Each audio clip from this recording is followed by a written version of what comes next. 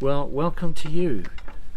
We are here with this person here, the Bowlerhat Farmer, Mark Byford, and myself, David Charles. We're in this most beautiful of places in the South Cotswolds, Gloucestershire, surrounded by this wonderful countryside.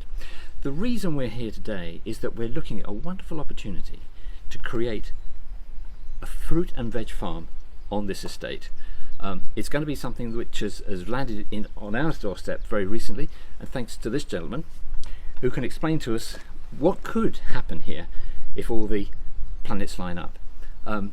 But essentially what we're looking at, Mark, is the creation of a community project to grow fruit and veg for the local community. Would you like to tell us a bit more about it, Mark? Sure. So the thing is, David, that as we're travelling around the country, we're witnessing more and more of a requirement from the public to want to be involved in knowing where their food comes from. And the only way that's going to happen is if people get involved in the production of it. Yeah. So the community needs to come together, and we're seeing this all over. You know, my partner and I, we've been all over the UK now, and as we're travelling around, we're seeing these community projects popping up left, right and centre. And this is down to one thing, and we always ask this question as we're doing the talks on the tour, is there anyone in the room who would like to buy chemical-free food indirectly from a farmer? And we always get 100% show of hands. That has only come about because of the demand that the public are now coming to us with, that they want to be in a position of knowing where the food comes from. So as a result of that, what we're seeing is more and more people want to experience that whole coming and touching the soil again. And I think that's one of the things that we're seeing is, you know, whether it's dealing with mental health, physical health, good health, then being outside and being part of the soil, there is nothing better. Brilliant. So what we're talking about is a community project. So it's semi-commercial, isn't it? So there'll be some paid people here working, but also we'd be relying upon, in any of these iterations, relying upon a contribution from the community by way of volunteering. Yep.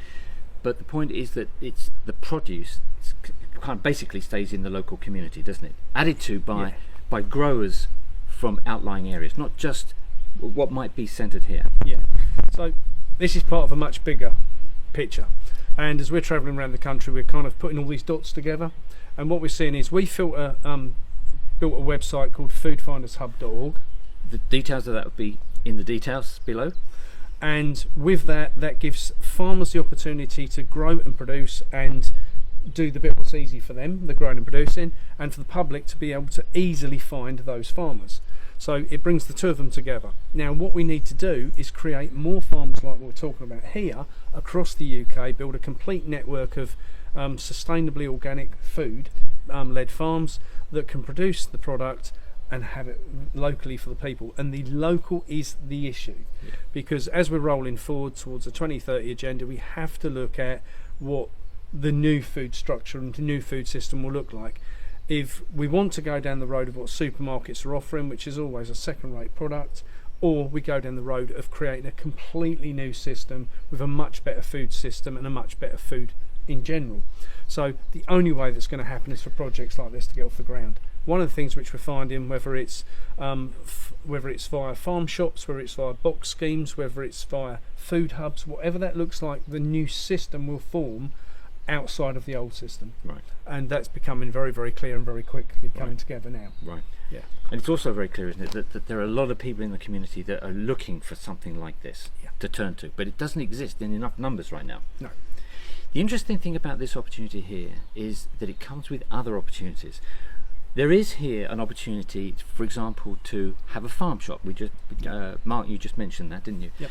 There is a possibility to have a farm shop, and the farm shop could be selling just the fruit and veg, which is grown here on this particular site, or be selling also the produce produced by other growers in the local area. So it could be a combination of different suppliers coming in here. That can happen, and quite simply, really. The other thing is that because of the facilities that this particular estate offers, we could have a training facility here as well.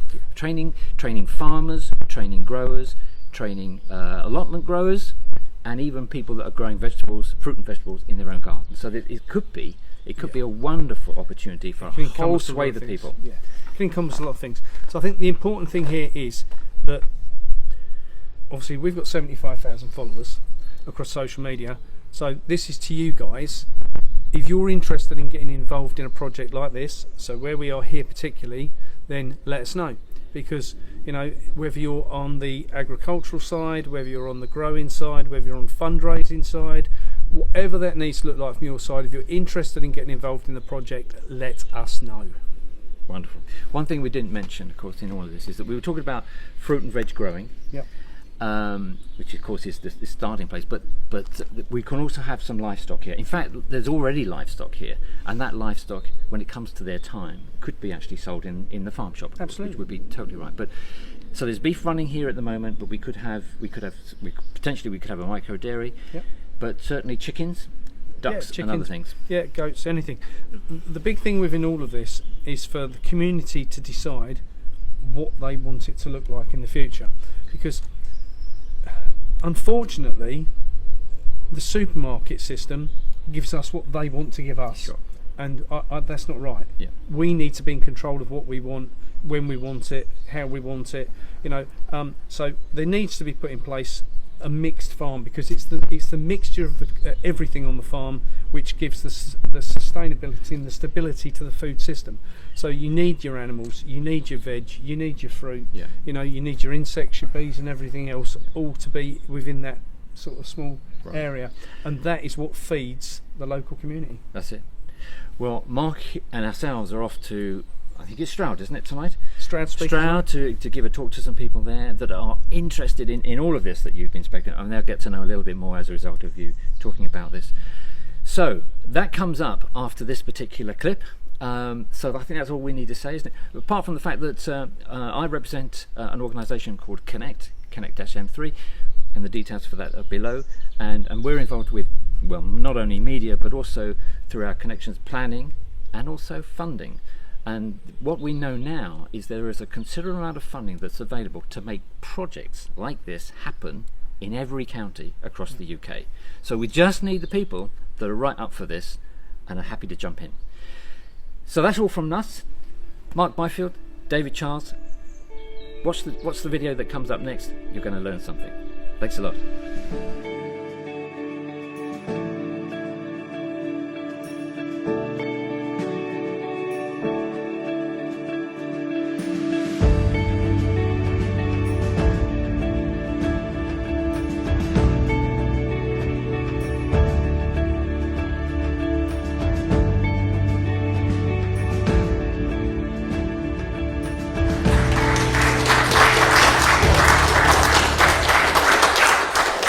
Good evening, everybody.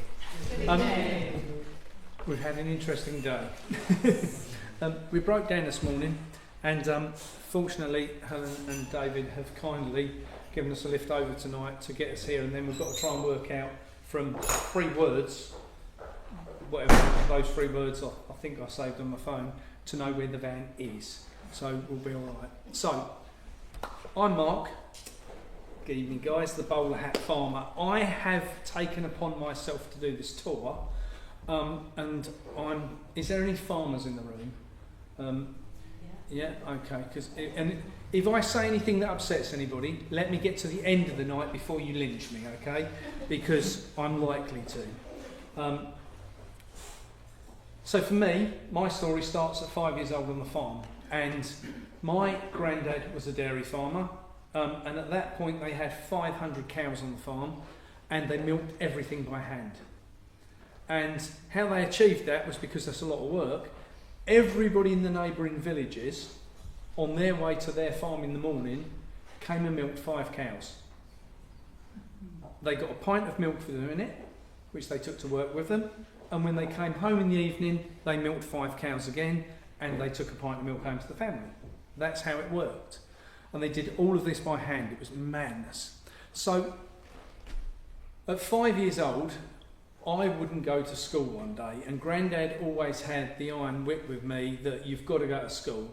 So, there was always a bit of bartering between Grandad and myself, because Mum and Dad were always working, and I was always stuck with Grandad, and you know, he would look after me until it was school time. So I made the decision that I weren't going to school this day, and he said, no, you're going to have to go to school. So he said, could you do me a favour on the way to school? I said, yes, Grandad. So bear in mind, 5 years old, and at this point, health and safety expert, okay, for those who understand what's coming. So I took the time at that point to be an expert in looking after a cow, one cow called Daisy.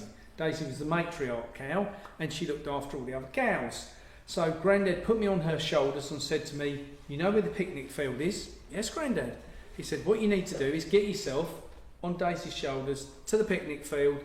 When you get to the picnic field, she'll know what to do. Okay, how hard can this be, Grandad? Thank you very much.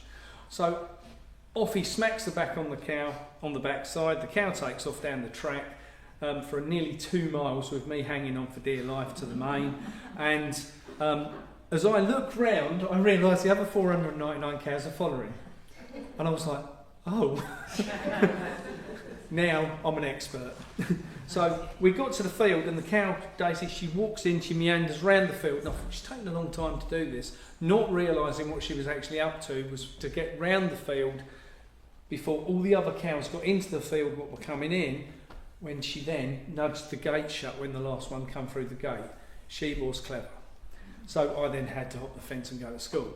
So that was my baptism of fire with Grandad, and everything through life, right up until Grandad packed the farm up when I was 10, Grandad was then in the position of wanting to teach me what to do. This is how we farm, this is how we look after the animals, this is how we plant beans. Just on runner beans. So Grandad taught me about magic beans. No, so it's not the one just swap for a cow and you get a big beanstalk, not that kind. So what Grandad did was he taught me about the necessity to save seed. So we planted some runner beans, and this was when I was about 5 or 6. We planted some runner beans and we harvested and we did all that, and we looked after them and gave them nurture and love and water and picked them for Nan, and she cooked them, she put them in the freezer for the winter and everything else. And I came to pick the last ones, and he said, no, don't pick them, they're the magic beans. So of course, over the course of the next couple of months, they dried out, we picked them, we shelled them, we saved the beans. 52 years on, I've still got the said beans from every year doing the same thing Grandad taught me. Now, most people don't have heritage seeds, and not of that length. And I've got 2 or 3 lots. So I had another lady who sent me some in the post, and she said, these are my great-granddad's. She said, we've farmed them every year since. These are 100-year-old. Now, I don't know how old granddads were when I got them, but they were definitely 50-odd years old now. So my cousin Mike, who now has a small council farm, 15 acres, this year, this is his 2nd year of having the farm, so last summer we went over there, his 1st year of having it, and I took a Rose's chocolate tin full of magic beans. And I said to him, Mike, you never met great-granddad, his great-granddad, my granddad. I said, but he would love you to have these, but you've got to love them, nurture them, look after them, because these are your lifeline in the future. And trying to get people to understand now that unfortunately where we've gone with big farm and big agri is that we've come away from the traditionalism of farming and understand what is really farming nowadays. Because a lot of these big farms, they're so big, they've got no idea anymore, in my opinion, how to farm.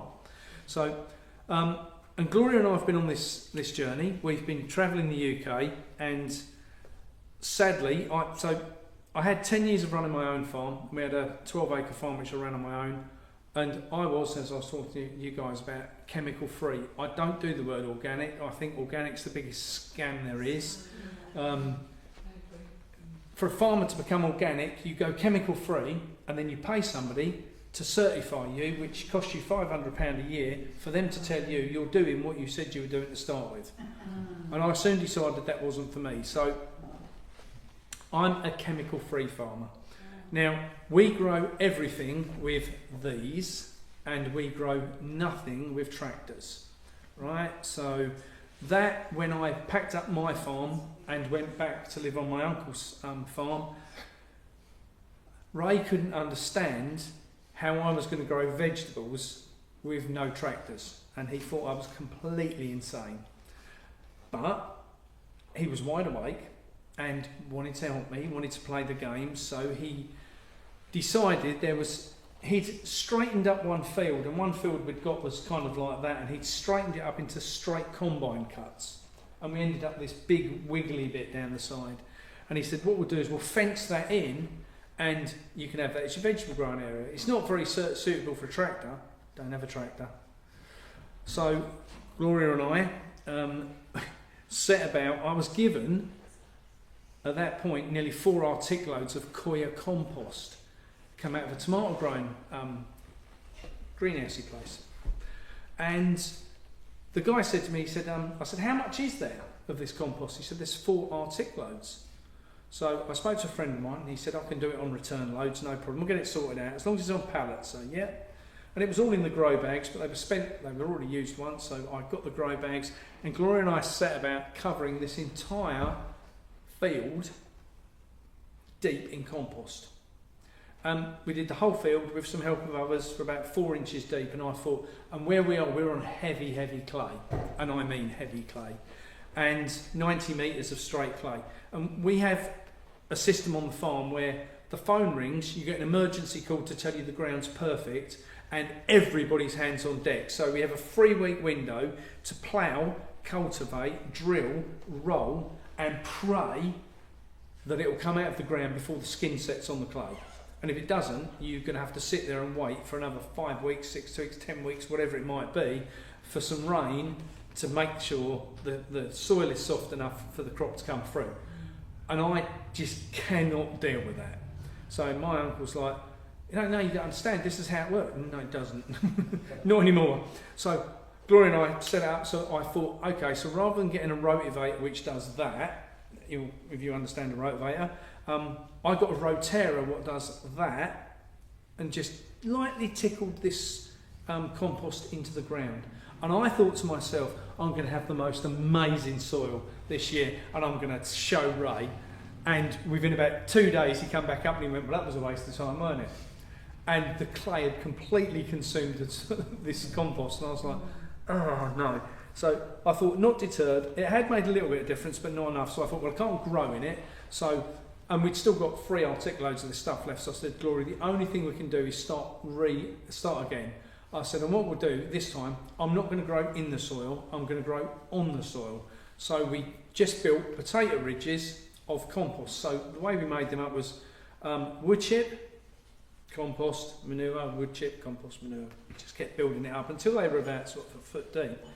And within them we were also mixing basalt, granular basalt, which is really good. Does anyone know about electroculture? Yeah? Yep. So electroculture is something I'm very big on. And we installed that, and it helps spread the electricity around through the beds and boosts the energy. So we built all these beds and we grew some amazing stuff. And it wasn't until the end of the season, Debbie, Uncle Ray's girlfriend, said, I don't know if you're aware of this, but he's been sneaking up there and stealing your veg. I said, has he? She said, yeah, he keeps going up and getting a bowl of your tomatoes and cucumbers and stuff. I said, well, that's interesting. So I said to him, I said, how do you get on with them vegetables? He said, they're really tasty. He said, I can't believe it. He said, I can't remember stuff tasting that good since I was young. I said, well, yeah, but the problem is, I went to agricultural university, so I'll backtrack a little bit. So at 16, Grandad had passed when I was 16 and left me some money for me to go for a university. So I put myself for a university, much to my dad's disgust, because he wanted me to become a mechanic, and I didn't want to get my hands dirty, not like that. So I put myself for a university, and no sooner I got there, I realised this was complete crap like school. I didn't like it, and they weren't going to teach me anything that I already didn't know, because what they were trying to teach me was how big agri works. So big agri is, we plough. I don't agree with ploughing because it turns the soil upside down and the bio is all then messed up. So they plough, cultivate, drill, roll, and then if it's lucky enough to come out of the ground, we're going to douse it in nitram. So I put loads of nitrogen on it, and then it'll start to grow, but so do the weeds. That's all right, we can deal with the weeds, we can put glyphosate on that.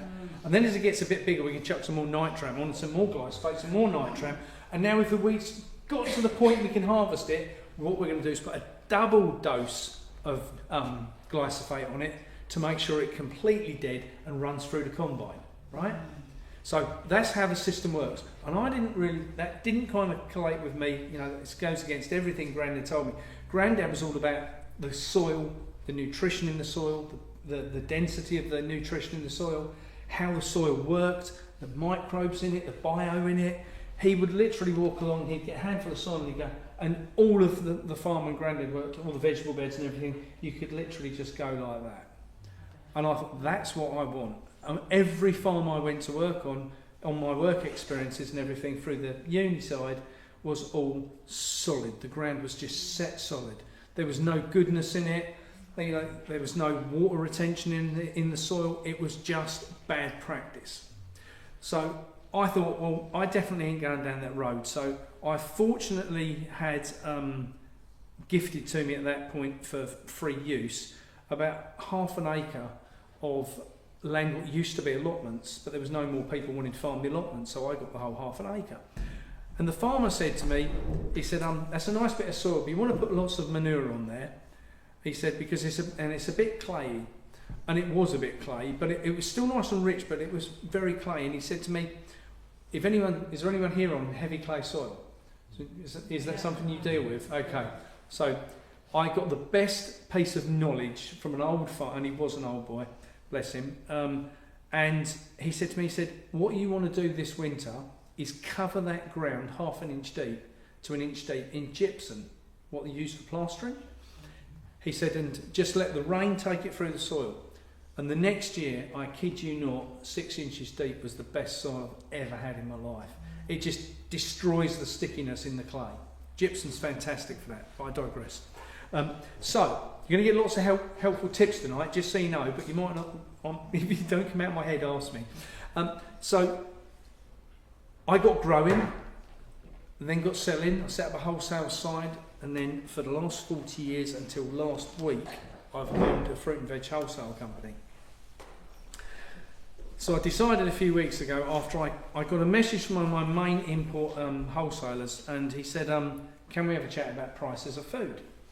And I said, yeah, sure. I said, for my side, after 40 years of being in the job, you kind of think you've got a basic understanding of how prices fluctuate. And he said, just for your knowledge, price of fruit and veg is going to go up 40% on April the 1st. And I was like, this year, yeah. So wholesale prices went through the roof. And that was down to a combination of things, including national insurance contribution increased, import and export licences, all sorts of things. One of the biggest things which changed after the pandemic and after all the nonsense was when we voted to come out of Brexit, not that we ever did come out because they didn't want us to come out, that's why we're still in or out, whichever. One of the things what they did was changed the ruling on importing. So if I wanted to import a lorry load of tomatoes, right, it would cost £40 to import as an import licence, right? So that went up to £80.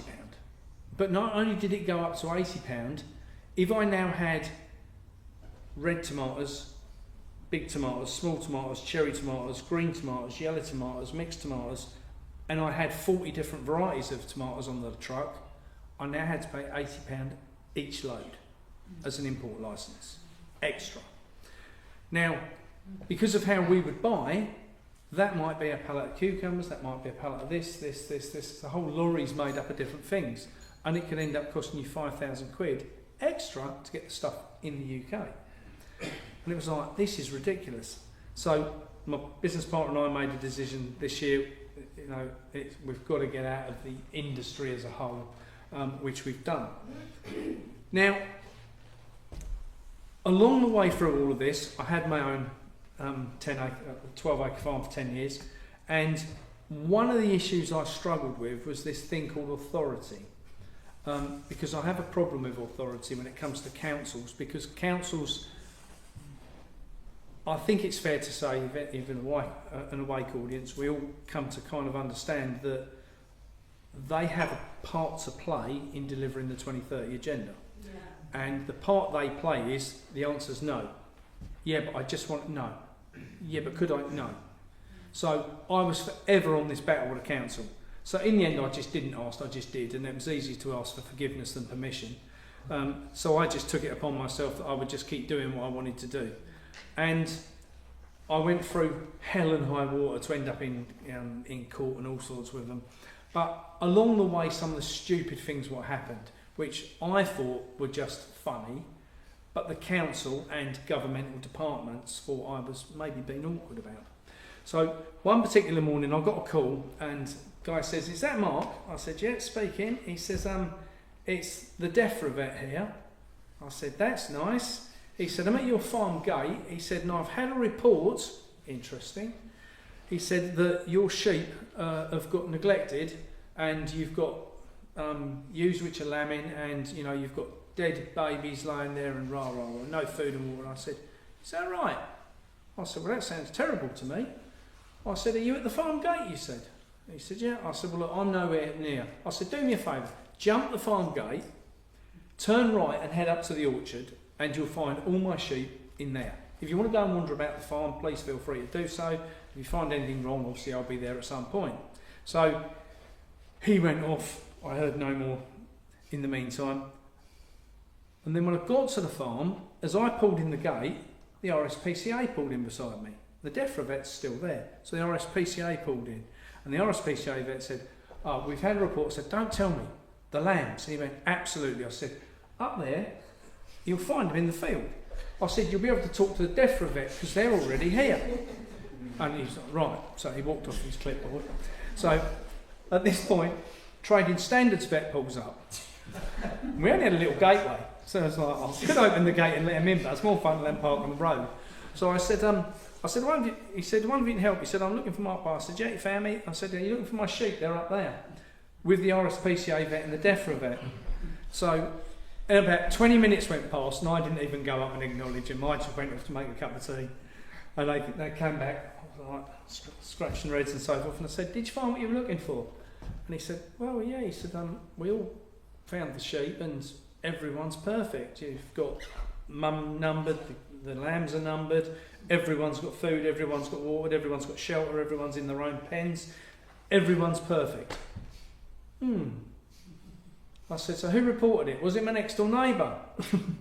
So my next door neighbour was this absolutely lovely lady, and she owned a huge house which bordered my land, and my land at some point in the last 100 years had belonged to that house. So she had a small front garden, although all the land was at the back, and she wanted my back field to add to her land.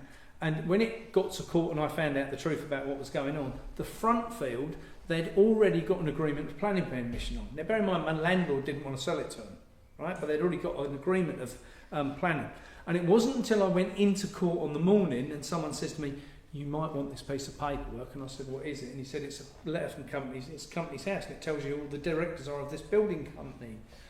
And one's your neighbour, one's her best friend, one's your local MP, and one's the head of the local council."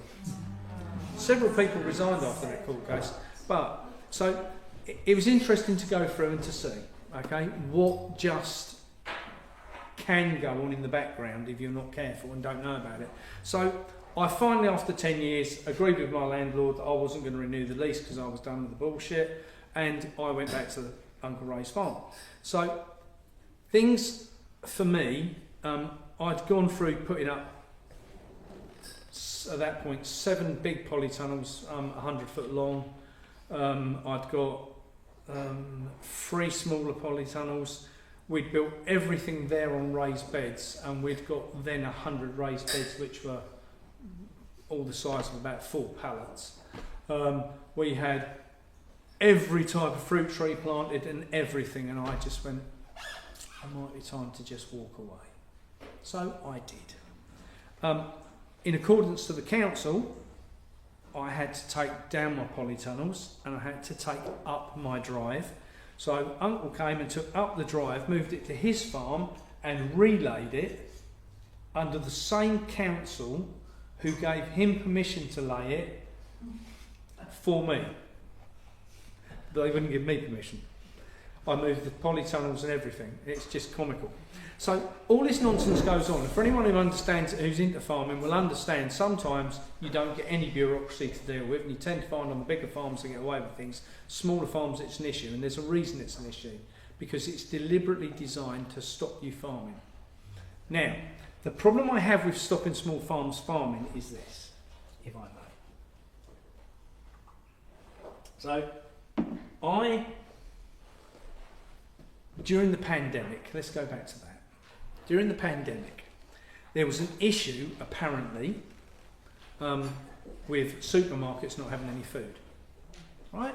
And that was 100% deliberate, 100%.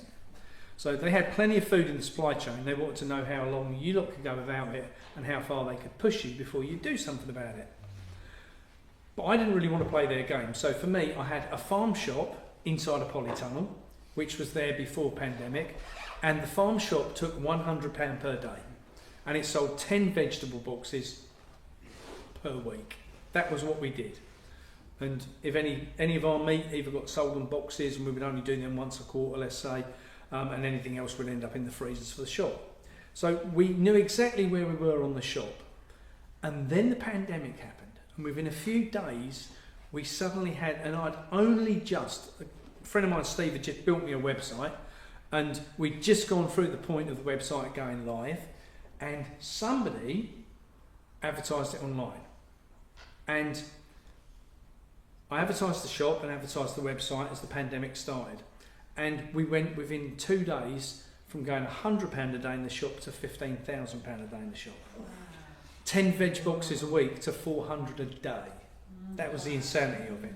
Now, unlike supermarkets who couldn't organise their arse from their elbow, like most government authorities and so forth, we were really quick at it. So I put a post on Facebook, if anyone's not allowed to go to work, come and work here. And we suddenly went from having, me and my partner at the time, to 70 staff.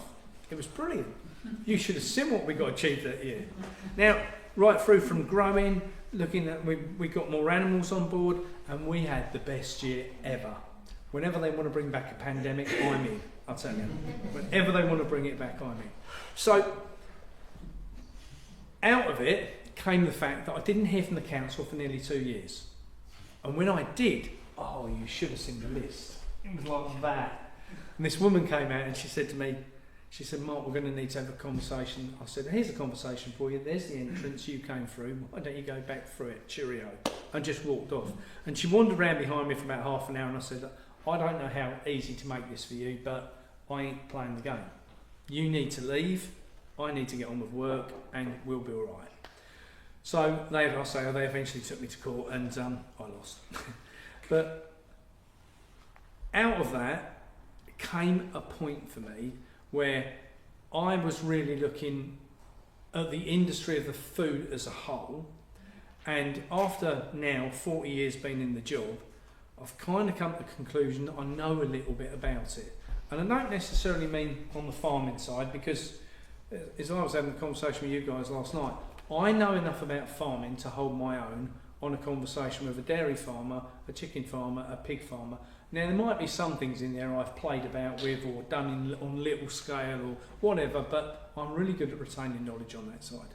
So, as we've gone along this road, your knowledge becomes quite valuable to other people to be able to pick up a phone and say, Mark, I've had this issue, how would you deal with that? Which has been great on this journey.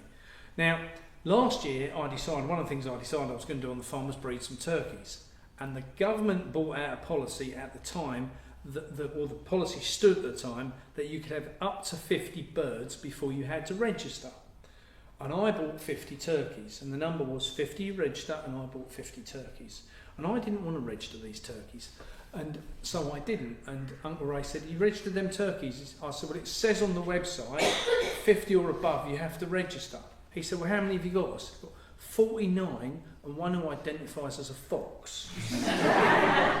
And he went, that's good enough for me.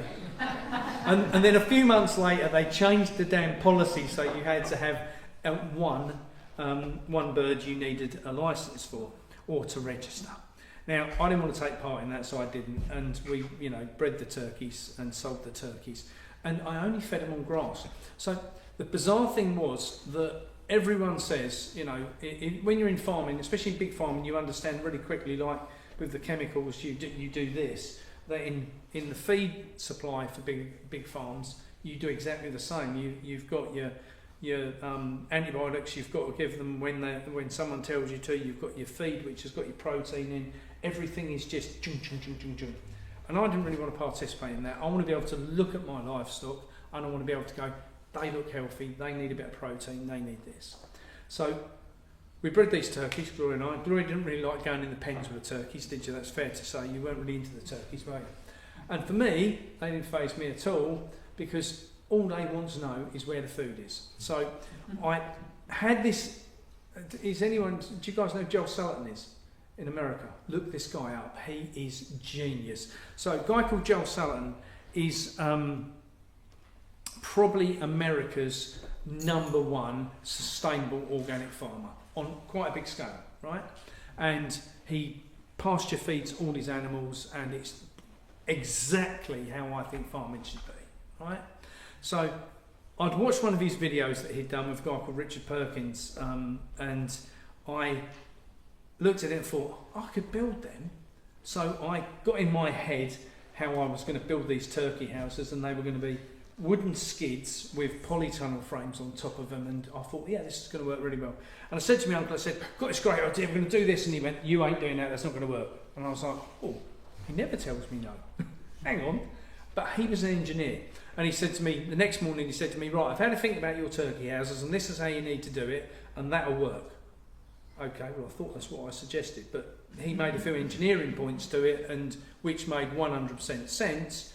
And over the course of the next few days, I built the first turkey house, and this was a wooden skid, all the corners all bolted together, scaffold poles about so long bolted on the inside for the hoops of the polytunnel to sit in, wired it all in, a door in the end, sheet over the top, so all the ends and everything are wired in. Fox can't get under, never gets a chance to dig under, because you're moving him once, twice a day, and he won't refresh grass.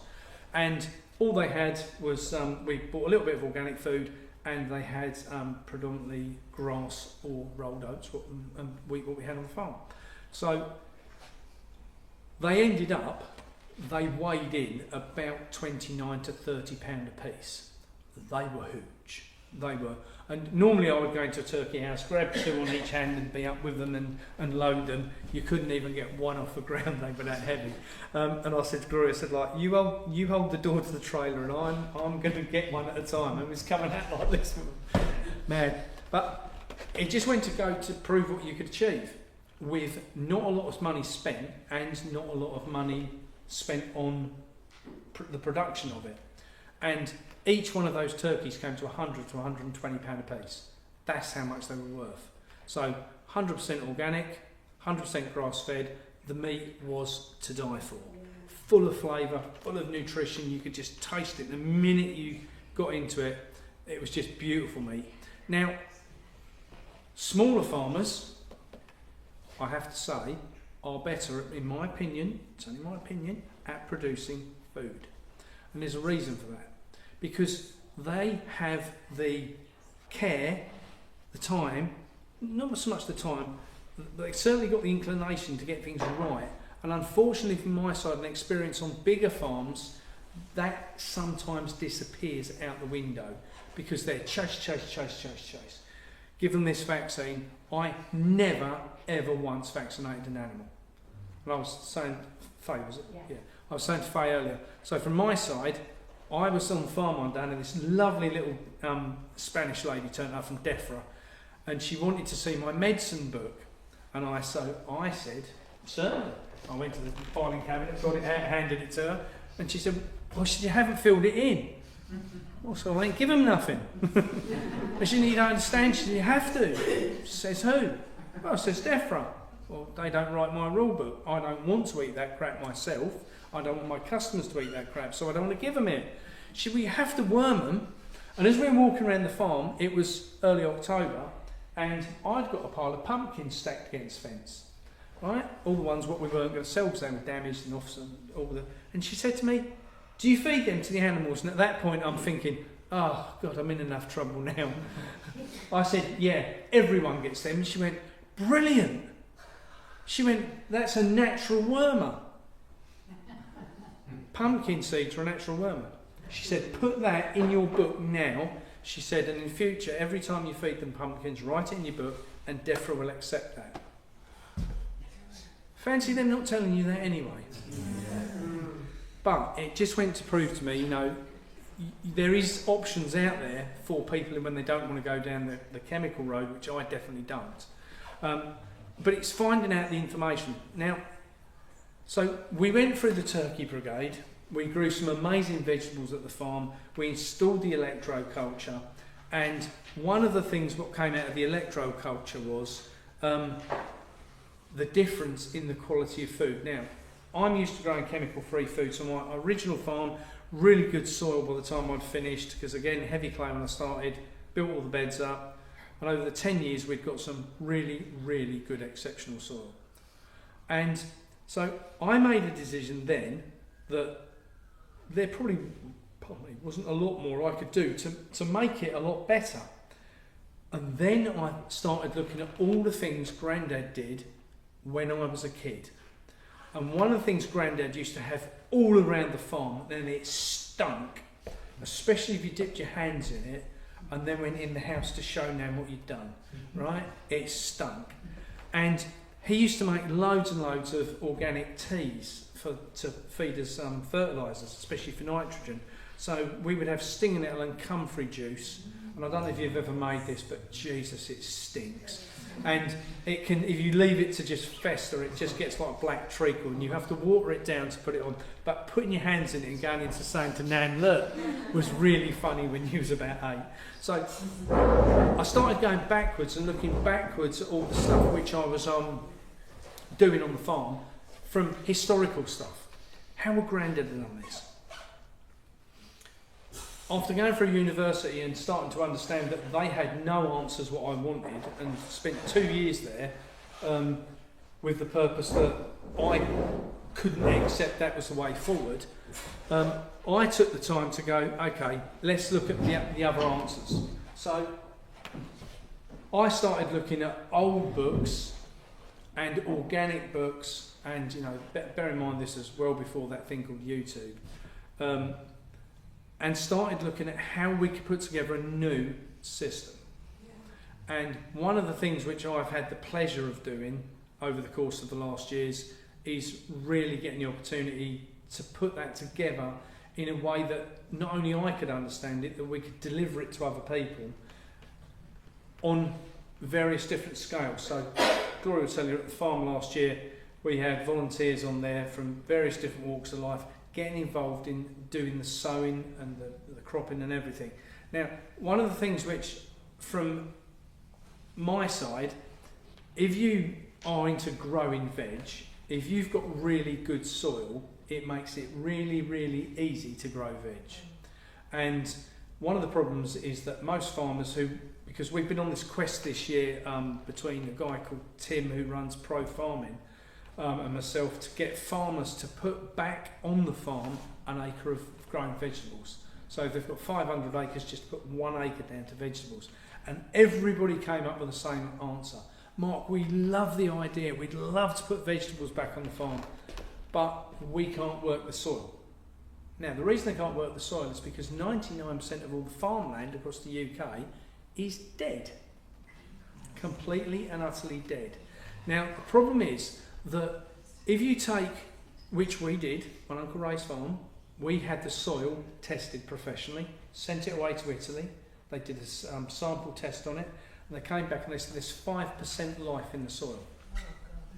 5% life, and I was like, well, that ain't a lot good. So over the course of building up on top of it and adding all my own liquids and nitrogens and everything else that we did, we'd got it up in the first year to 13%.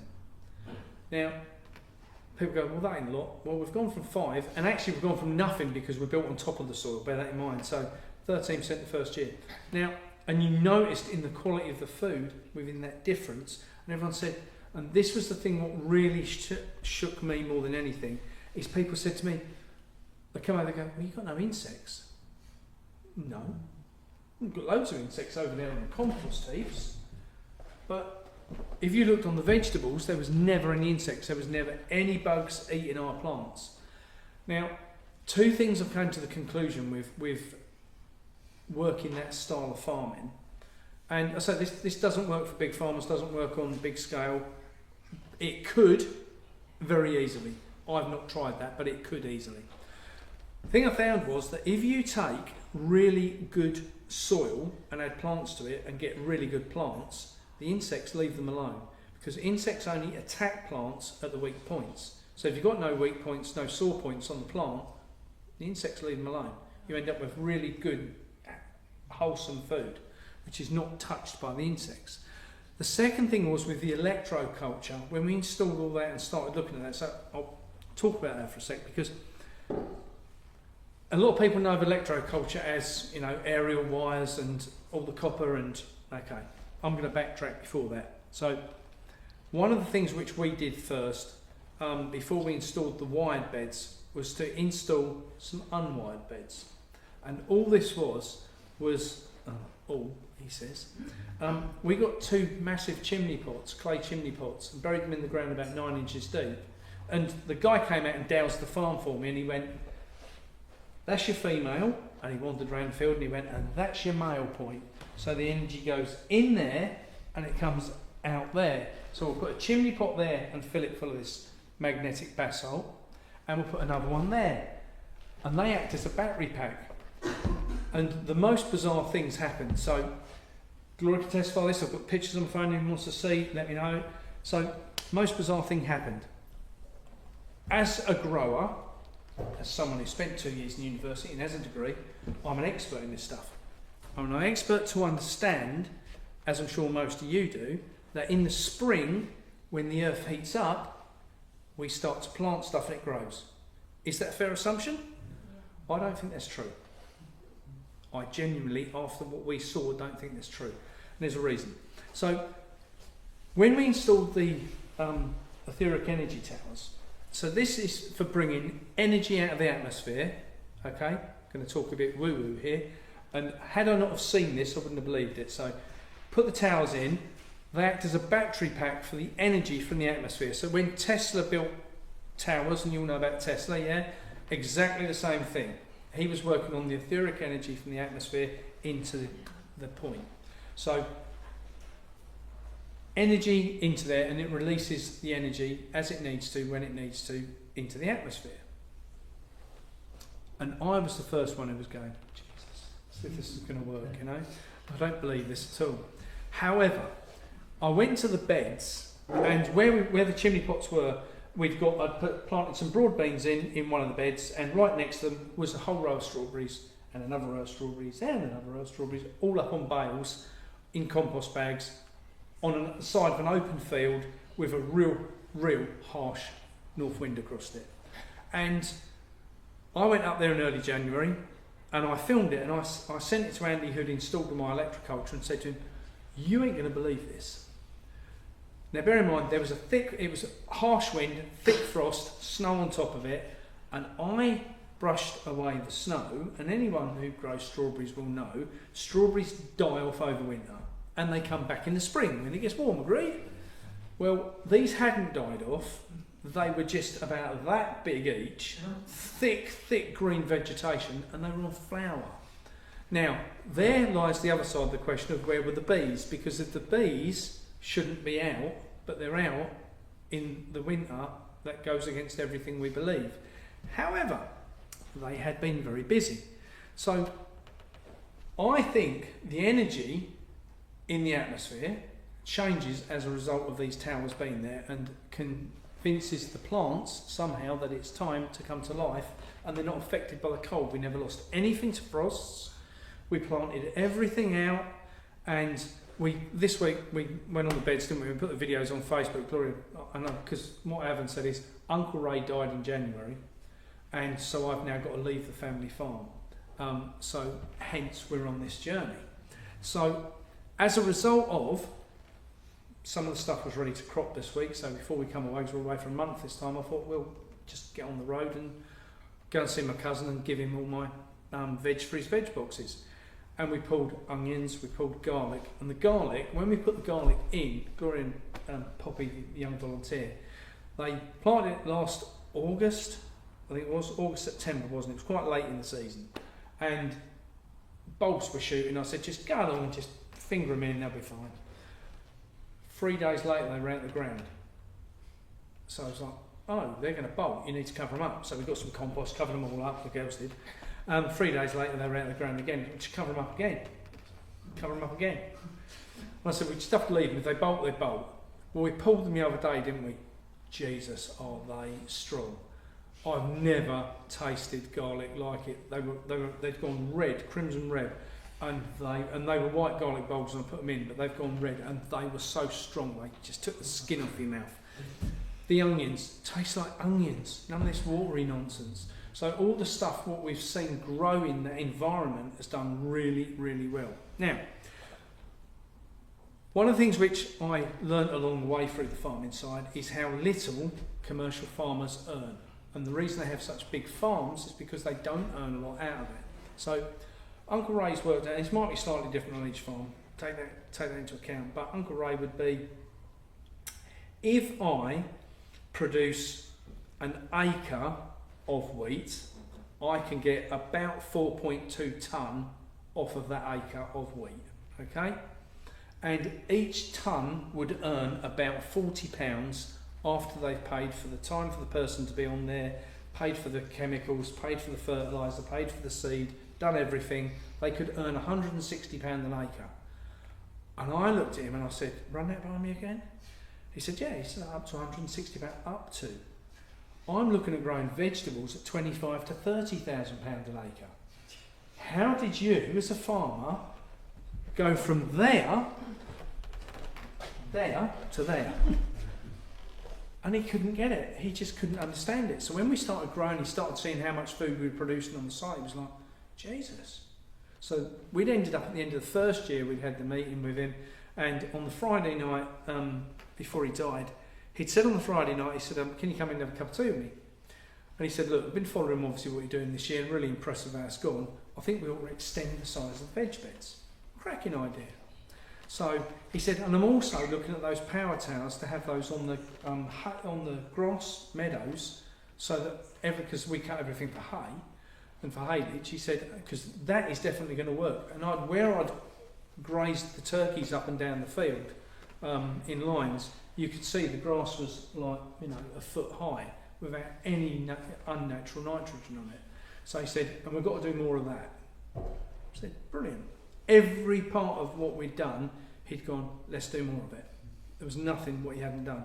And the biggest thing that he was impressed with was because when I built all the veg beds and they're on top of the clay, one of the things we always have to do on the farm is water, intensely water, because it just runs off the top of the clay. Veg beds, and he said to me, we'd go up there and we'd physically water because it was hot, but we only used a tiny, tiny percentage of water against what he did. And he was like, but how come? And it's like, go and feel the soil, and you could put your hand into the soil, and we was up there the other day, and you commented on this, didn't you? So we haven't had any water on the farm for 12 weeks. We've had no rain. We had about 2 minutes one night, and we've had nothing for 12 weeks. And if you put your hand in our beds, they still retain the moisture. And wood chip, I have to say, if anyone's into growing veg, get as much wood chip as you can possibly get. Wood chip takes about 6 months, and then the acidity has come out of it, right? Then you can use it. It's put on your beds. And all I ever do is add it to the top. Never dig it in, don't do any digging, everything with fingers. And as it breaks down, it turns back to the most amazing soil you've ever used. Yes, you can add your fertilisers to it, your natural fertilisers, and yes, you can, add other things to it like bios and things, but that makes the best soil you'll ever use. And it'll hold the moisture, and you'll notice if you stick a fork in it and pull it aside, you can see all the cobwebs in there where they're supposed to be. Now, When you say cobwebs, you mean the mycelium? Yeah, yeah. But most people know what cobwebs are. Oh, yeah. So, and you see this. Now, for me, I know what I'm looking for on that ground. I'm looking for really good quality nutrition to come out of the vegetables. My thought is, and I don't know anyone's other thought on this, but one of the reasons with supermarket food especially, it's grown in water and it has no goodness in it whatsoever. if you get really good quality chemical-free food that's been grown in soil, the taste comes from the nutrition in the ground. That's where the energy's coming from. And that's the bit people don't understand. If you want good grazing grass, then you really need to work on putting nitrogen in the ground. We were in Truro the other day, down in Cornwall, and the camper van made it that far. And one of the things which the lecture for political reasons the speech got cancelled.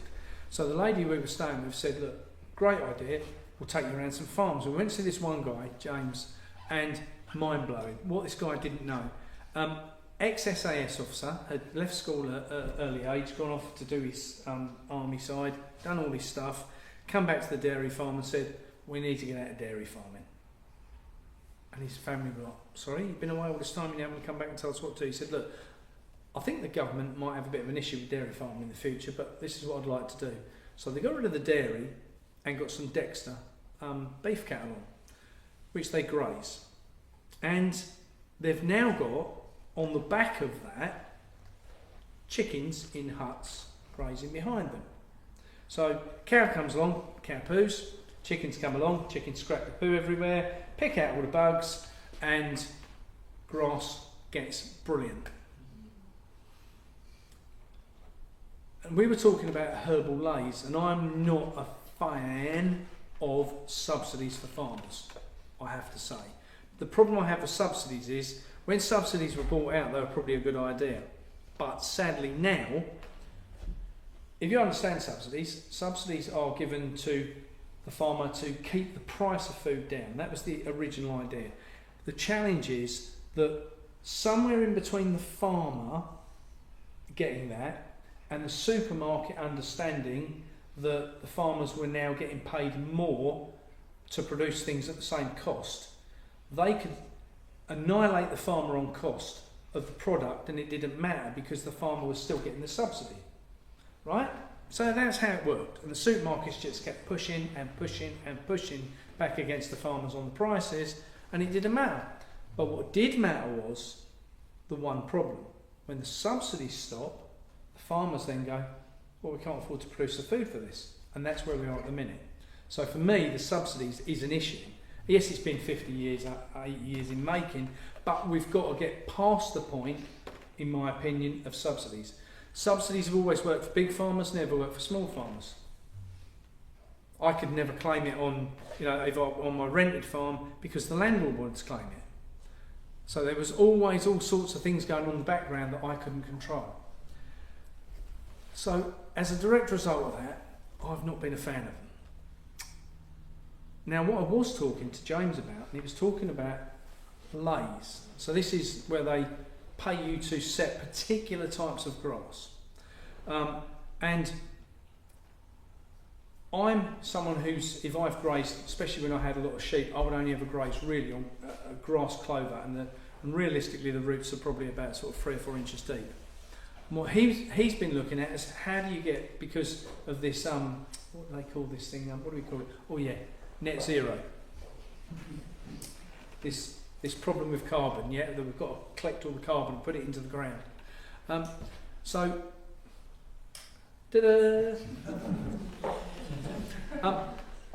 to get that carbon deeper in the ground, you need grass and weeds and chicory, and you need things that are going to push the nitrogen deeper in with the roots. So that's what they've been working on. They've now got that down to 10 inches deep. Which is, now bear in mind, if you plough, you're not going to plough no more than 10 inches deep. Now, I have an issue with ploughing. However, what I would say is if anyone's getting into growing any large amount of space organically, I would say the first thing you want to do is plough it. Oh my God, what did you just say? There's a reason. What we did on the farm was, or Uncle Ray did, and this was his idea, and I have to say it worked genius. If you're going onto dead soil anyway, you're not going to do any damage. So he said, look, let's plough it, and I was like, He said, let's plough it, and then we'll just cultivate it, And every time the weeds come up every 3 weeks, we'll stick a rotator across it and kill the weeds. So every time that seed came up, we put a rotator across it and destroyed the weeds. So at the end of the first 4 months, we had no seed left. So there was no weeds. This year there's hardly no weeds on those beds because the damage is already done to the seed. Otherwise you just spend your whole life hoeing and hoeing and hoeing. He said, just deal with it one go. He said, otherwise I could put some glyphosate on there. Let's not. Let's go for the plough. I like the idea of the plough now. So there's a time and place for everything. So looking at the growing side and looking at the commercial farming side, I think we're going to see some serious changes in the farming industry in the forthcoming 5 years. And the reason I say the next 5 years is because the 2030 agenda is very real, whether people want to accept it or not. But the 2030 agenda is not the 2025 agenda. And the 2025 agenda is the one what at the moment farmers are being pushed against. The reason they want to go for the 2025 agenda is because the 2030 agenda is when they want it all in place. 2025 agenda is when they're going to implement it. My feeling is, and I've done lots of research on this and spoken to quite a few people, and I think this winter we will be rife with TB, we will be rife with bird flu, not because they're there, not because they exist, not because they're real, I have to say, in my opinion. Unfortunately, DEFRA have a part to play in this agenda, what needs to play out, and they want to get rid of our animals, and they want to get rid of them badly. And anyone who doesn't agree with that, that's fine. I accept your thoughts. I don't agree with your thoughts. But the problem is, this is happening in real time, and we're seeing it on a daily basis where, I had a call from a friend the other day and he said, we've allegedly got bird flu. I said, have you? How exciting. I said, is DEFRA there? He said, yeah. I said, how did they know you had bird flu? He said, well, they just turned up and said, they think we've got it. I said, what'd you do? He said, I told them, right off. Best thing you could have done. I said, they'll come back. And so there's a questionnaire. I don't know if you've seen this doing the rounds on the internet. It was brilliant. So if DEFRA turns up, you present them with a questionnaire and you say to them, I'm quite happy for you to come on the farm. I'm quite happy for you to inspect my animals on the conditions that you can provide me with this evidence. And that included asking the question about PCR tests. So I don't know if there's anybody who hasn't, is there anyone who has heard of a vet called Roger Meacock? Right? If you haven't, check this guy out. He's homeopathic vet. Roger Meacock. And he's a homeopathic vet, but he's a qualified vet, right? And so he argues about everything. And if anyone wants his number, I would suggest you have it, right? He's quite happy for anyone to give him a ring from anywhere in the country if you get an issue with DEFRA or you've got a concern about something that you don't agree with. Because PCR tests, as we know from experience in the past, are not very reliable. And you can make the answer with a PCR test come to whatever you want if you run the test enough. So if you think they're going to come and test your animals with something what didn't work for us because it wasn't designed to work for that, now they want to use it for the animals, I don't think that really works out. Now, and the reason I say that I think this year we will have an outbreak of certain things, I don't know if anyone saw the video I did. I had a phone call from a friend and he said to me, you know, years ago when BSE was about, he said, you know that when mad cow disease, yeah? He said, you know that I was a marksman for DEFRA? I said, yeah. He said, I had a call today to ask me would I go back on the squad. He said, why would they want me back on the squad if there isn't an issue? I said, well, I think you know the answer to that. He said, more importantly, you've got an audience that need to know the answer. So I put out a video, I phoned a friend, Tim, and I said, Tim, just had this call, we need to do something about it. So we mobilised everyone in Farming for YouTube channel to put out the video. And funnily enough, that went away. However, I then got the next night 2 messages on YouTube from 2 different people who said, Mark, saw your video last night about the guy getting asked to go back. He said, we import wood and they've got us stockpiling wood to burn cattle. Interesting. Why would you want marksmen and wood to burn cattle if there isn't any disease? So I would say to any farmer this coming year, if you've got cattle, be prepared for what's coming and be ahead of the game and speak to people like Roger and find out what you can do about it in advance, because he knows his stuff. So there's lots going on in the farming side, right? And one of the things I've seen, and lots of farmers, older farmers especially, are looking at, is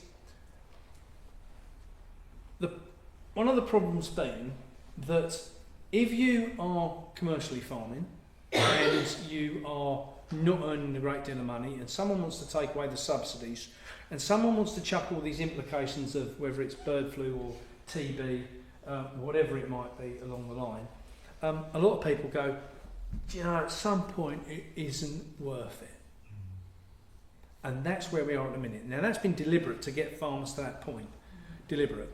Now, a lot of farmers, if they've been in farming long enough, depending on the size of the farms and different things, they can claim up to £300,000 of the government as a get out of farming payment. Right? Now, if you are coming up for retirement age and you don't want your kids to go through what you've been through, would it not be a sensible thing to go, I haven't got a pension, I could sell the farm, collect the money, tax-free, and claim 300 grand over here. I've now got a big pot of money that I can actually protect my family with. Now you understand why people go, I just can't do this anymore. Now, what I think is going to happen is these guys over here, who are local, you're 40 minutes away, did you say? Yeah. And produce their own meat. We've got another farmer here coming. Oh, hello, young man. He's just popped in now. He's snuck in at the back. Produces his own organic meat. Excellent.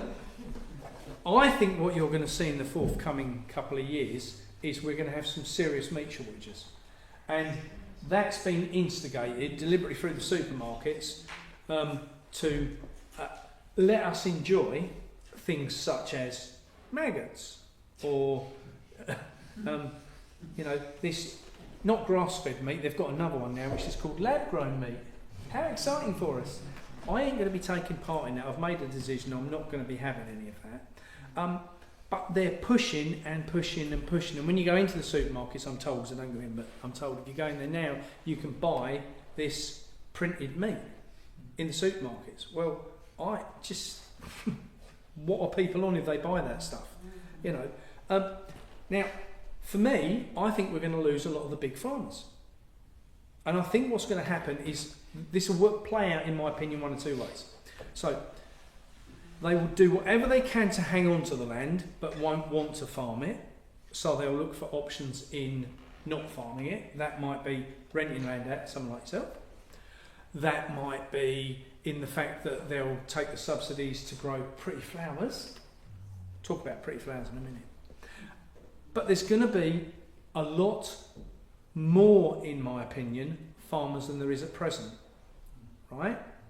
And I was one of the ones on the campaign when they first started looking at No Farmers, No Food, and we put that campaign in place for a reason, because if we run out of farmers, we definitely run out of food. And anyone who lives in the naivety of thinking we're just going to import food doesn't really understand the 2030 agenda. Yeah, because BlackRock is... I'm going to come to them.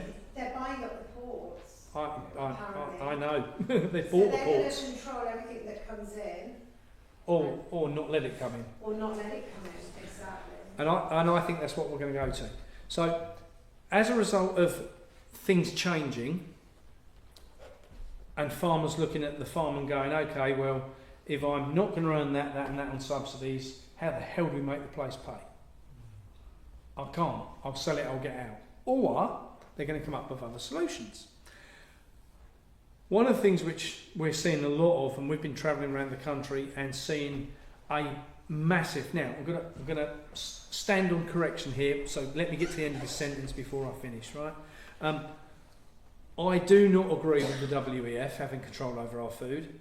However, there is some aspects of what they're doing that are making a difference to how we're producing our food in the future. Okay? Not saying the WEF are good. But as a result of those changes, and things like grass lays is one of those, and I'll tell you a story. Gloria and I were up in Wisbech the other day, went to see a guy called Paul from Bramblebee Farm. I don't know if anyone follows Paul, but he's got this calf called Gary, and it's always like, so the calf has more followers than what Paul does. So, and the calf is called Gary, and it's come on Gary. And I've got my car keys with me, have I? And as a result of how they're now farming, 2 years ago they had absolutely no dung beetles on their farm. None. Because the ground had no goodness. It was just pesticides, insecticide, crap everywhere. 2 years ago they came out of it, they put it all down to grass lays, turned it in, grass lazed it again the next year, and they've now got, I don't make a habit of this, but we was going around the field pulling the cow pats to bits, right? And so pulling all the poo to bits, and 9 different types of dung beetle on one field that we found. Now, they are so important, it is untrue. So, as Paul said, last year, and the year before, where he was grazing the cows, the cow pats used to sit on the grass and just dry out. They never ever broke down. Now, within minutes, the dung beetles are all over them. They're eating it, they're turning it into compost, they're spreading it everywhere. They're not a solid pat anymore, and it's good for the soil. It's those things what are being put in place by DEFRA and by the WEF to force us to go down the road of regenerative. And unfortunately, in my opinion, a lot of people like to use the word regenerative and I planted some trees, I'm a good boy, but don't really understand what regenerative actually means.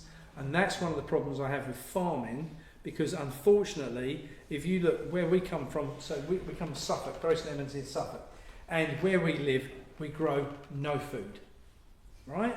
So what we do grow is wheat, barley, sugar beet, oats, maize, rape, all things what go into production of secondary food, right?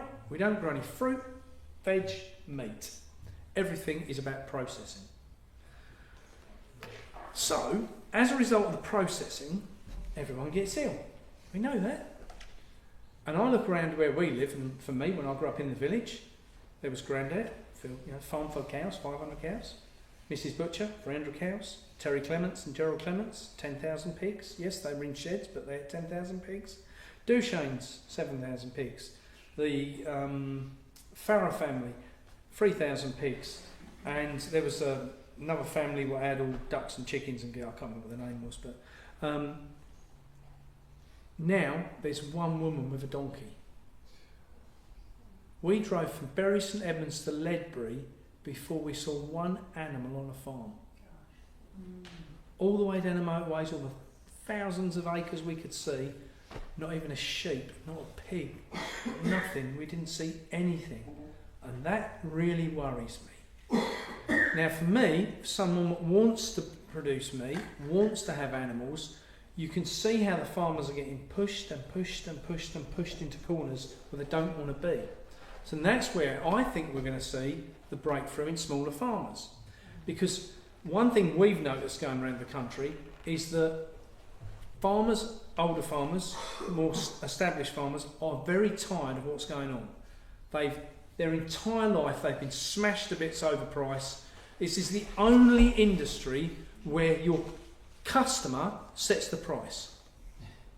That's ridiculous. So we don't set the price as a farmer and go, oh, my potatoes are definitely worth £10 a bag, and the supermarket goes, so I'm going to pay you £3. No, you don't understand. It cost me £6 to produce. Yeah, but we're only going to give you £3. Take it or leave it. Don't have it, don't want it. It's up to you. It's the only industry. Can you imagine a plumber, so, right, it's £100 to fit your tap. Well, actually, I only want to pay £30. They wouldn't come again.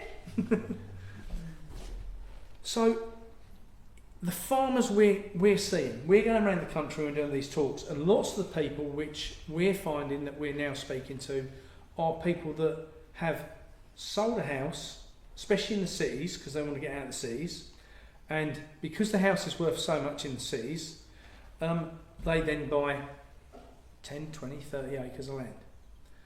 They're the people that want to grow food. They're the people who want to grow good quality food. They're the people who want to grow all the organic stuff, and they only have one desire: to produce a good product. Because it ain't about the money. We was in Thetford, first speech of the tour, and a guy said to me, he said, can I have a word?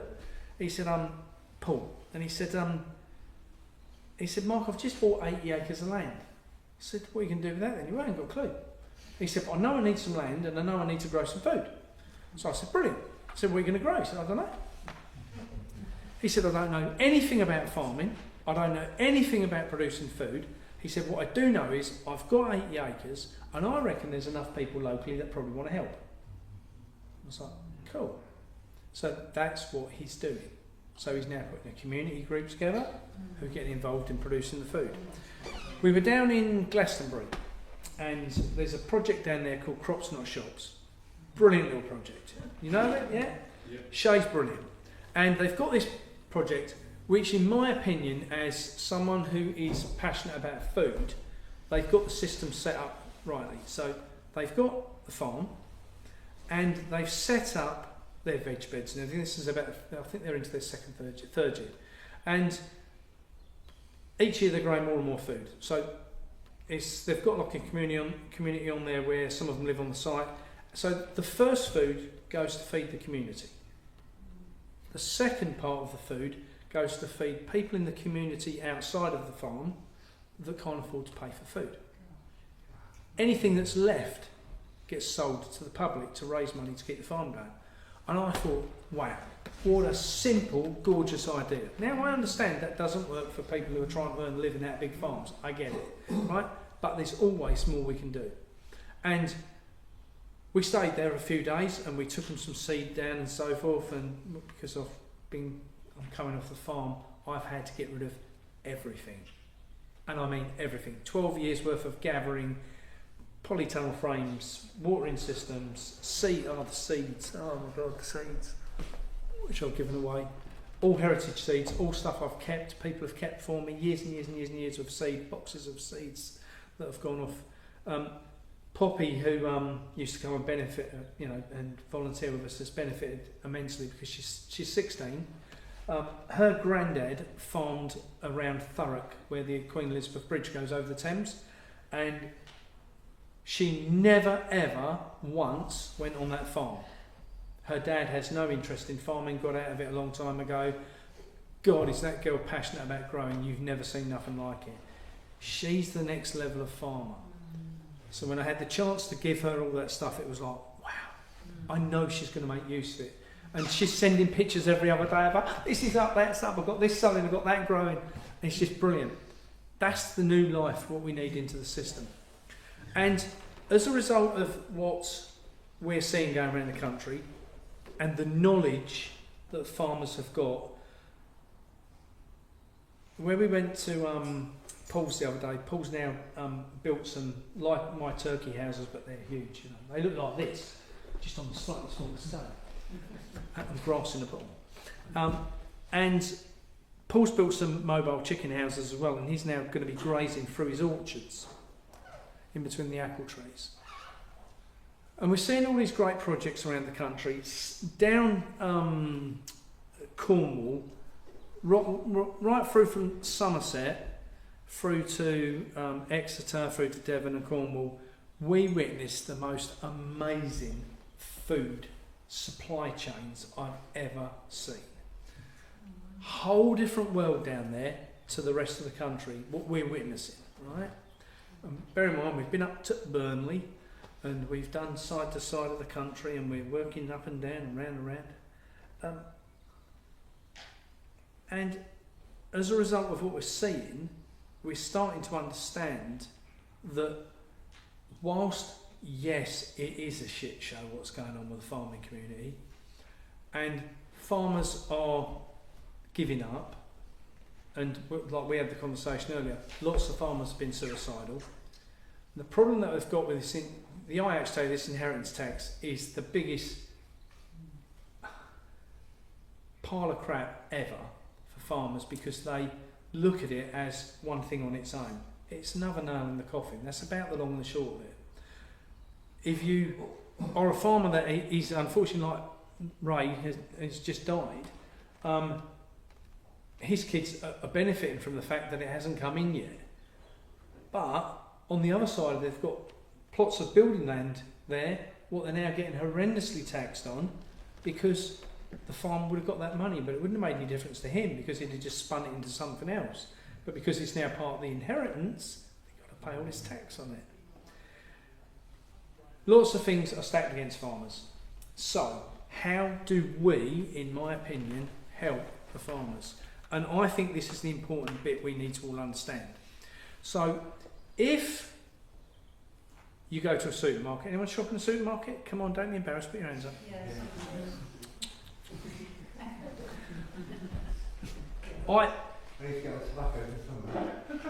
Sorry? To get tobacco. One of the things which we've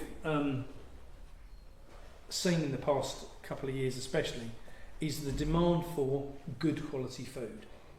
And as a result, before last Christmas, I'd said to a friend of mine, I said, Joe, what really pissed me off, and I want to do this and I want to do that, rah, rah, rah. And I said, well, all we need is a simple website that the farmers can advertise on and customers can find the farmers, and we can quite simply get to the point, we can just cut out the supermarkets. Yeah.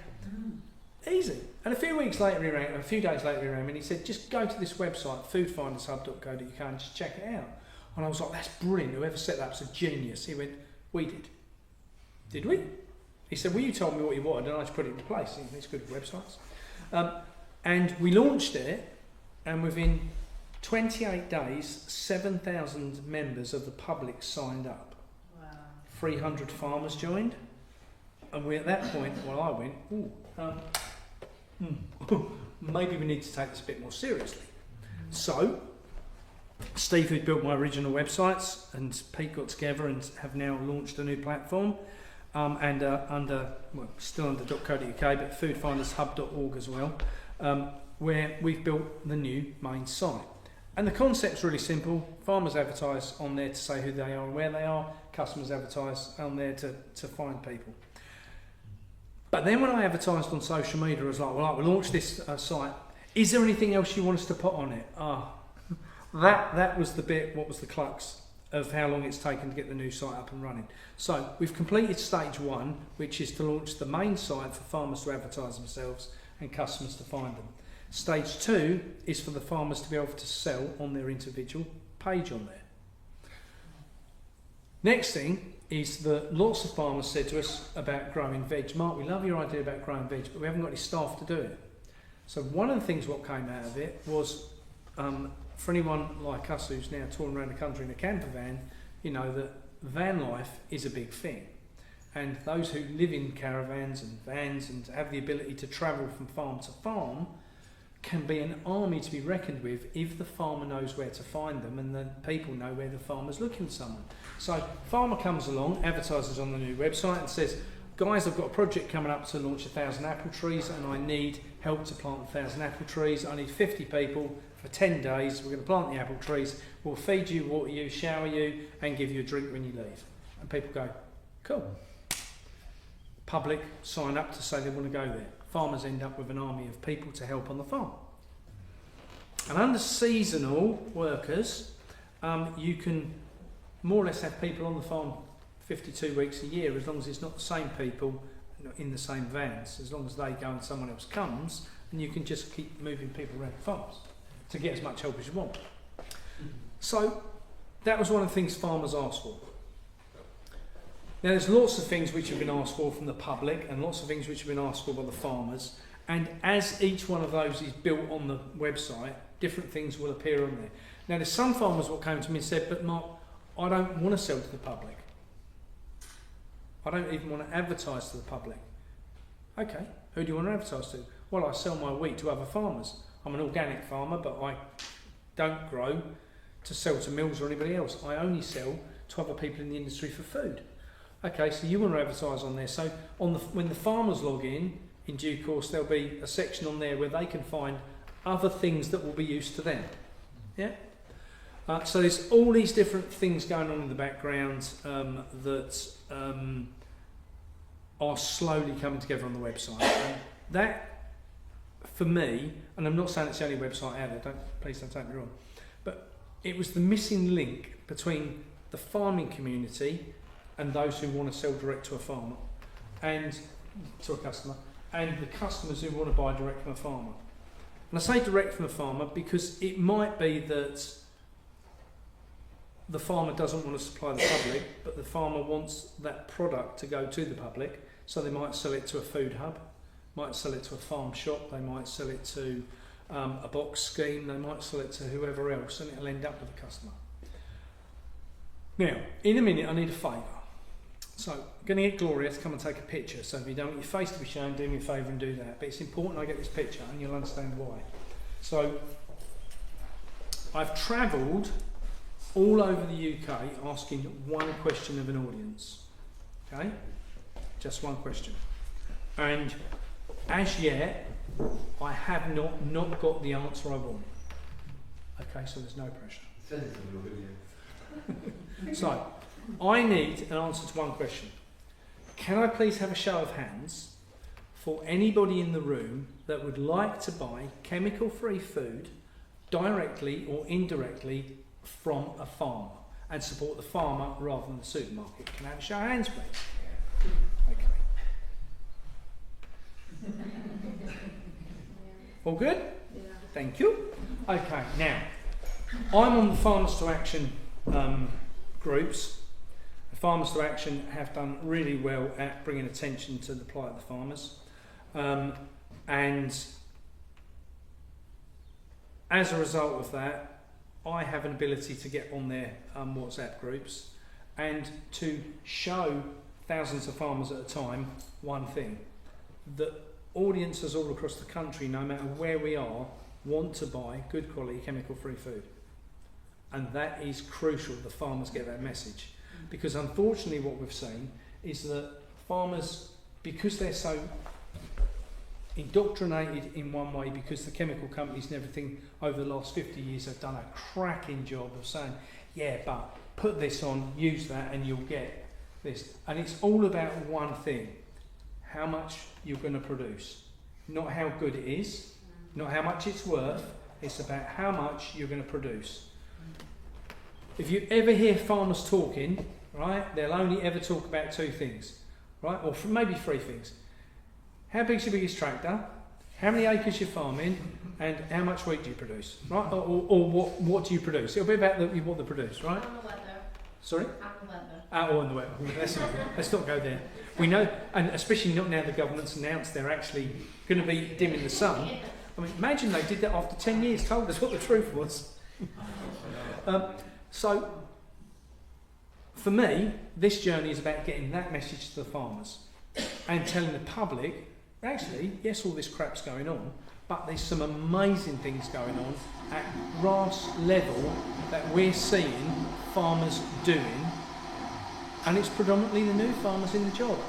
Or, what I'm also seeing is on the bigger farms, like a friend of mine up in just outside of Lowestoft, he's taken over Granddad's farm. Dad ran the farm, but ran it very much in one way. He's young, has a desire to do it a different way. He's now took the farm on, and he's producing food how he wants to, chemical free. And as a result of that, he's making more money of the produce they're producing. The farm's suddenly gone into profit, and he understands the job. Lots of farmers, unfortunately, are still stuck in that, yeah, but this is how Grandad did it, this is how Dad did it, this is how I do it, this is how my kids will do it. And unfortunately, that mentality has got to stop, because that is what is going to put them all in the ground, unfortunately.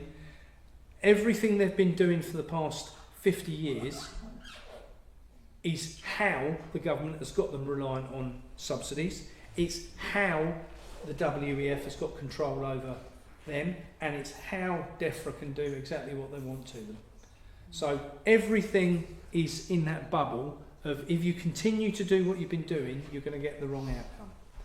But if you are in a position that you want to do this slightly different, start stepping outside the box. Start, some of the community projects we've seen which are producing huge amounts of volume of food as a direct result of just having the community involved. And that, to me, if a farmer's sitting on land and going, especially when you start talking about how much food you can produce on a few acres. If some of these farmers are sitting on 500, 1,000 acres, and they've got set aside everywhere, or not so much now, but herbal A's and things, or flowers, which talk about flowers. One of the things which I did a video about last year was about the shortage of bees. And I did the video, and one of the beekeepers who used to keep bees on my other farm rang me and he said, "You're talking crap, aren't you?" Sorry? And Zach's very well spoken and beautiful lad, and he said, "Mark, he says, it's not true. He says, loads of bees." I said, no, you don't understand. There isn't. I've done videos about it, so have lots of other people. He said, no. He said, I can assure you, bees in the hive are up, and production of honey is up. He said, and you can talk to the National Beehive Associations and they will tell you. I said, no, you don't understand. That's not the case. He said, I can assure you it is. He said, let me tell you what the problem is. He said, you've got a small garden and you've got a small farm and you're used to seeing bees everywhere. Well, yes, that's how it works. He said, okay. He said, not anymore. He said, and this has been deliberately done. So, farmer comes along, a farmer's paid £300+ an acre to grow pretty flowers, right? So, when the bees come out of the hive and the bees make the bee line, the first one out of the nest says, woohoo, boys, listen, don't need to worry about scouting about everywhere around everyone's gardens now this year. I found a field over there, it's like Christmas morning, everything's laid out like a banquet, just head straight to there. So all the bees are like this. They don't need to go hovering around all the fields, they're just in and out of this one field. He said, go there, you'll find all your insects. Go there, you'll find all your bees, I assure you. Sure enough, he was right. And I've done loads of videos about it. Oh no.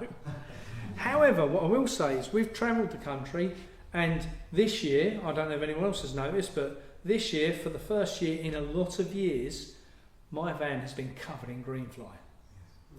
I've noticed on the screen this year, which is the first year for a long, long time that we've actually seen it. Now, one of the things what I think is coming out of this is one on the herbal lays, and coming back to what I was saying about, and as much as I don't agree with some of this stuff, some of the stuff that DEFRA's put in place, and the herbal lays is definitely making a difference to the amount of insects that are on the farms. It's definitely making a difference to things like the dung beetles. It's definitely making a difference to the bees from the point that all these fields of beautiful, pretty flowers are doing the job. Is it the answer? I don't know. Is it doing the job? Seems to be. We have to have good and bad in all of this stuff, and the WEF have a lot of control, but not everything they're doing seems to be bad, and I hate to say that because I speak out quite viciously about them a lot of the time. However, on this journey, we're seeing a completely different way of farming, and that for me, as someone who understands organic farming and wants to grow really good quality food, I've gone out and I've gone, wow, I've never seen anything like this. We visited a farm, we stayed down in Truro, and we stayed on the farm the first night, and about 7:30 we was in the camper van, got there late, and bang on the window at 7:30 in the morning, are you coming for a tour around the farm, men? And Erwin took us around his farm. Now, Erwin's farm goes against everything that I want to see on a farm. And I have to say that, right? So I'm on camera, I'll say it. However, for me, that's not how I want to see a farm farmed. So they don't graze, no animals outside, only the calves for a very short while, and they cut the grass and take the grass to the animals in the sheds, right? And I said, why would you do that? That makes no sense to me. He said, oh, well, I can tell you. He said, because what we do is we cut the grass, we cut 100% of the grass and we take it to the animals. He said, it's brilliant. We don't lose any grass. Because you'll know, cattle farmers, if you're lucky to get about a third of your grass off, because by then they've cracked on it or rolled on it and that ain't no good anymore. So that stays there. The problem comes that you want, unfortunately from my side, if you cut that all the time, it never gets a chance to rest. So you cut it, it grows, you cut it, it grows, you cut it, it grows. You're always just rape and pillage, that's that mentality. For me, you need to have that because that grass gets a chance to rest. Yes, you eat a third of it, 70% rests. So he took us around the farm and he's put massive solar panels on all the barn roofs, and I was like, lovely to see solar panels on the roof, not on a field. And he made the point that he couldn't get the cables to feed after he'd installed it all, couldn't get the cables to the farm to source it back to the grid. Right? Brilliant. It's like, well, now what do I do? So he put in an ice making machine. Rather than running fridges that took electricity, he put an ice making machine in, and the ice then cooled the milk going through the dairy. So initiatives. Then he was looking at the slurry tank and said, so they now put a separator on the slurry tank. Some of those who know what a slurry tank is, yeah? So a slurry tank's where all your juices and all your pee and all your runny poo and everything ends up in the slurry tank. Take it out, put it on the ground. Now the problem is traditionally, and I know this from experience, if you put raw slurry on the ground and the liquid goes into the ground within about 20 minutes, but the solids stay on the top, and then when you come to then graze your cattle, they're eating that. Yeah? So you've got to do something with it. He's put a separator on the slurry tank to separate all the solids out and all the liquids out. So as a result of that, they put the liquids on the grass and it disappears in. They use all the solids to put in their maize fields. So as they're ploughing, turning that in with the maize. It gives them the ability to be able to do different things with it. So there were some things that I saw on the farm, as much as it isn't my style of farming, I still saw some brilliant initiatives. And that's what we're seeing on all these farms across the country. The people, the farmers that are stepping up. And the one thing I've ever noticed about British farming, and this is why I always, when they started talking about the 2030 agenda, and I first heard about it when I was 21 years old, and laughed about it, and I thought, well, this isn't going to ever cut in, because I'll tell you what I know about British farmers, they're going to want to produce food. Okay? That's what we're good at. However, here's the crux. The crux is, if you pay someone enough not to grow the food, they'll take the option not to grow the food, because they're paying more money to do less work. Who wouldn't want to take it? So, as a result, what happens? We end up with less farmers producing food, which is where we are now. And our food is doing that. And I mean that. It will bottom out winter this year, and then we have an issue. Now, so how do we stop that happening? Because for me, that's the bit what this journey for me is about, is I believe that our food supply chain will hit the floor within the next 12 months. And it will hit it with a bump. Now, the only thing that will stop that happening and causing carnage in the country is people like you guys, and you over the back there, young man, and lady there, producing more food.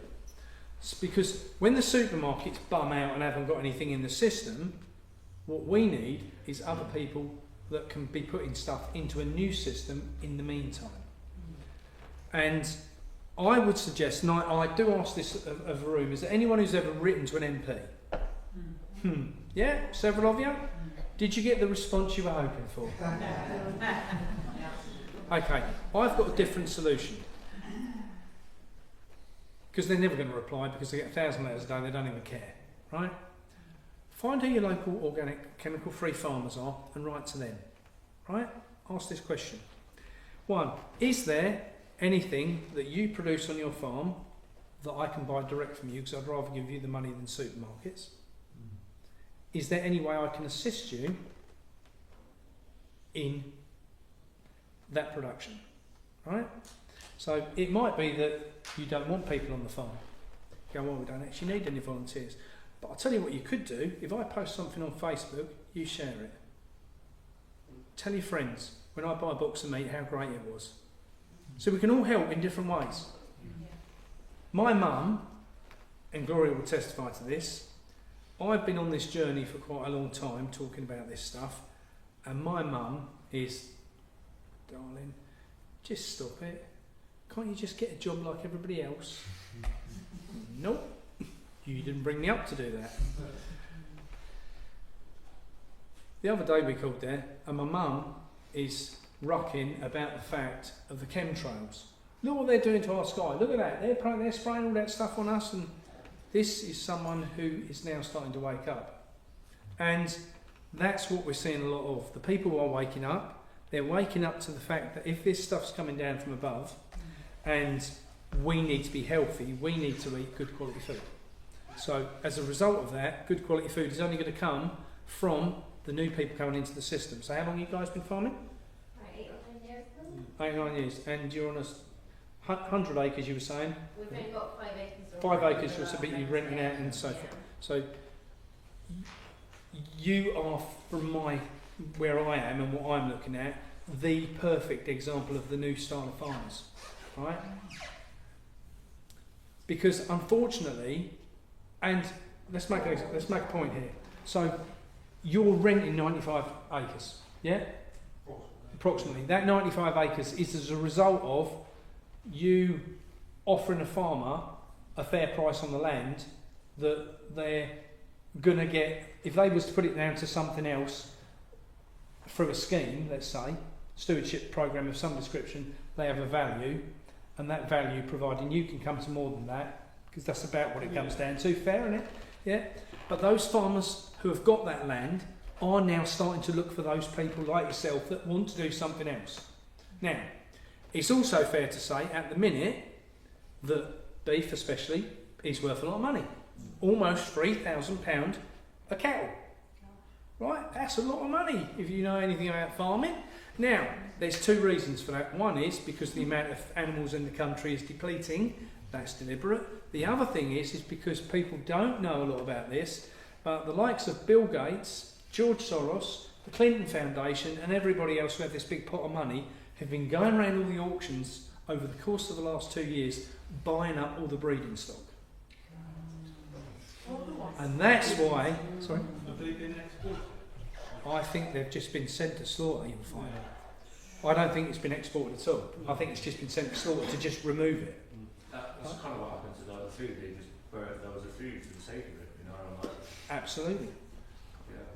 So there's lots going on in the farming side, and I would suggest you get to know your local farmers sooner rather than later. So for the people in the room, gentlemen at the back, you guys, anyone else who produces food, I would make sure people know how to find you and where to find you, and to start look, you know, from your side, how many cattle do you produce a year? We're still very small scale, so this year will be the most we've ever done, which would be 5 finished. Yeah. But we're hoping to like. Which is still a lot of meat for those, you know. Our aim is to get to finishing 20 animals. Yeah. And then lamb as well, and possibly some Do pork some as well. pork as well. So Are they vaccinated? We never vaccinate any of our animals. It's very rare to find a cow that's not vaccinated. yeah, absolutely. We're lucky that our vets are on board with that. Pumpkin yeah, seeds. say that about other farmers around us. Pumpkin seeds. Now, see, from my side, if it's going to hit the ground, the only thing that stops the carnage and the anarchy coming out of the food shortages is the fact there's other food starting to come through the system. And that's got to come from the new style of farmers, the new people that are coming into the job, the ones that are now starting to buy land, grandchildren taking over the farm, all the people that want to understand what sustainability really means, what food sovereignty means. All these things, what unfortunately along the way we forgot about, and the government has no interest whatsoever in understanding what our food sovereignty means.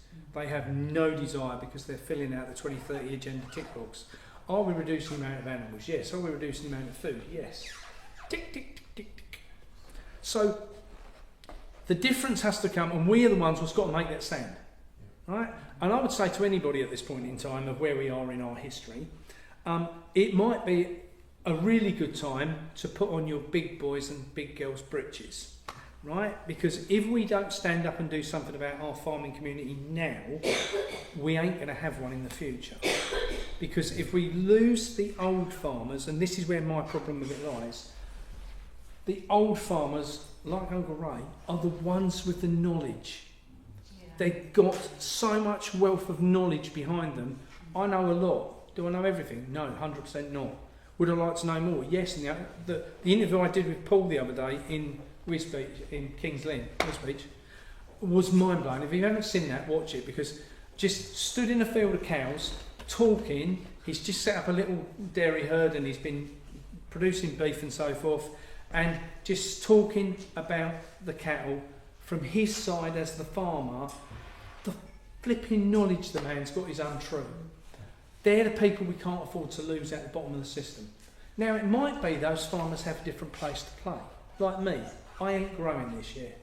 I don't know where we're going to be next year because I don't know. What I do know is I've got a lot of knowledge. I can advise a lot of people along the way. I can encourage some people along the way. For me, if I can achieve that, then great. Does it put food on the table?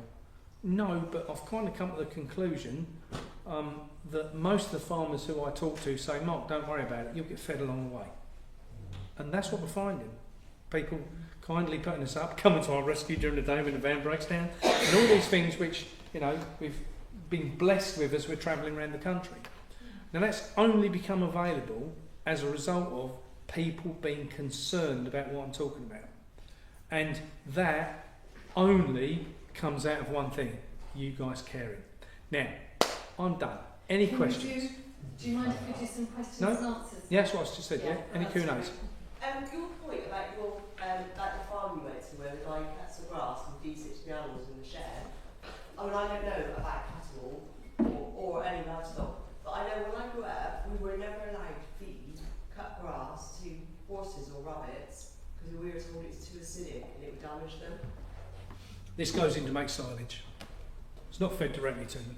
It goes in to make silage. Oh, okay. So you might turn it into silage and that comes out. And, yeah. So you don't feed it neat. Yeah, because when you said you cut it and fed it to them, I thought, It's all put in clamps. Yeah. yeah, okay, Sorry. that's right. Questions? Could I just Yes, ask the Sharon. surname again of the USA organic farmer? Yeah, so Joel Salatin. So, Joel Salatin. Now, How do you spell his surname? Joel, Joel. OEL. Yeah, Joel Salatin. I think it's Salatin. I think it is. Sorry, I didn't get the surname. Salatin. I think it's Salatin. I think it is.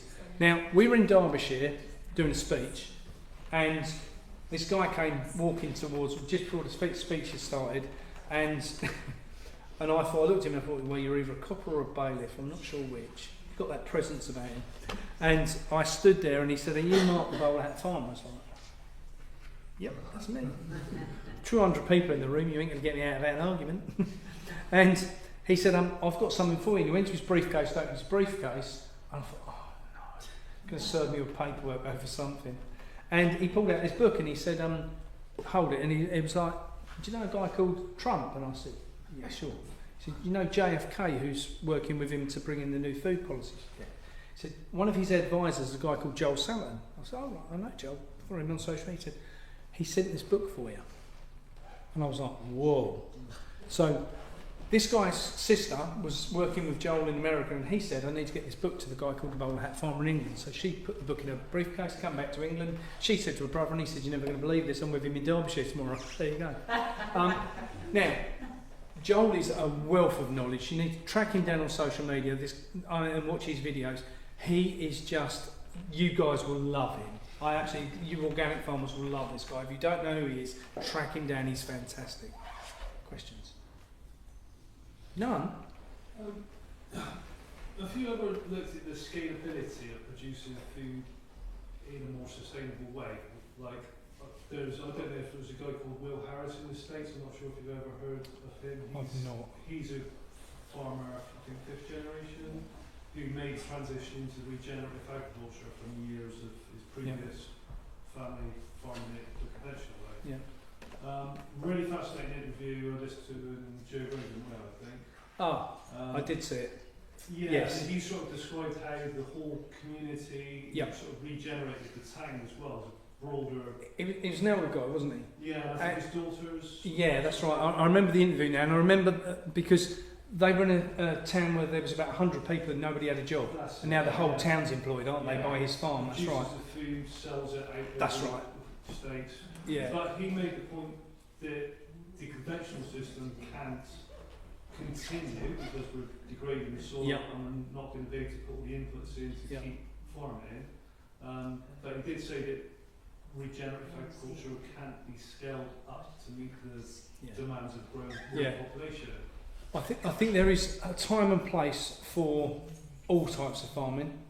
I think the problem we have at the present is all farming, 99% of farming, sits on the wrong side.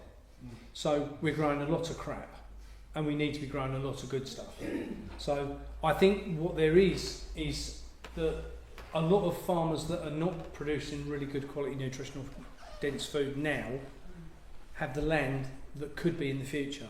But what I think there is a transition period, and that's what a lot of these stewardship schemes have been about, getting that transition in place. Now, I'm not saying they're right or wrong, they're very different in my opinion to the way I think things should be done.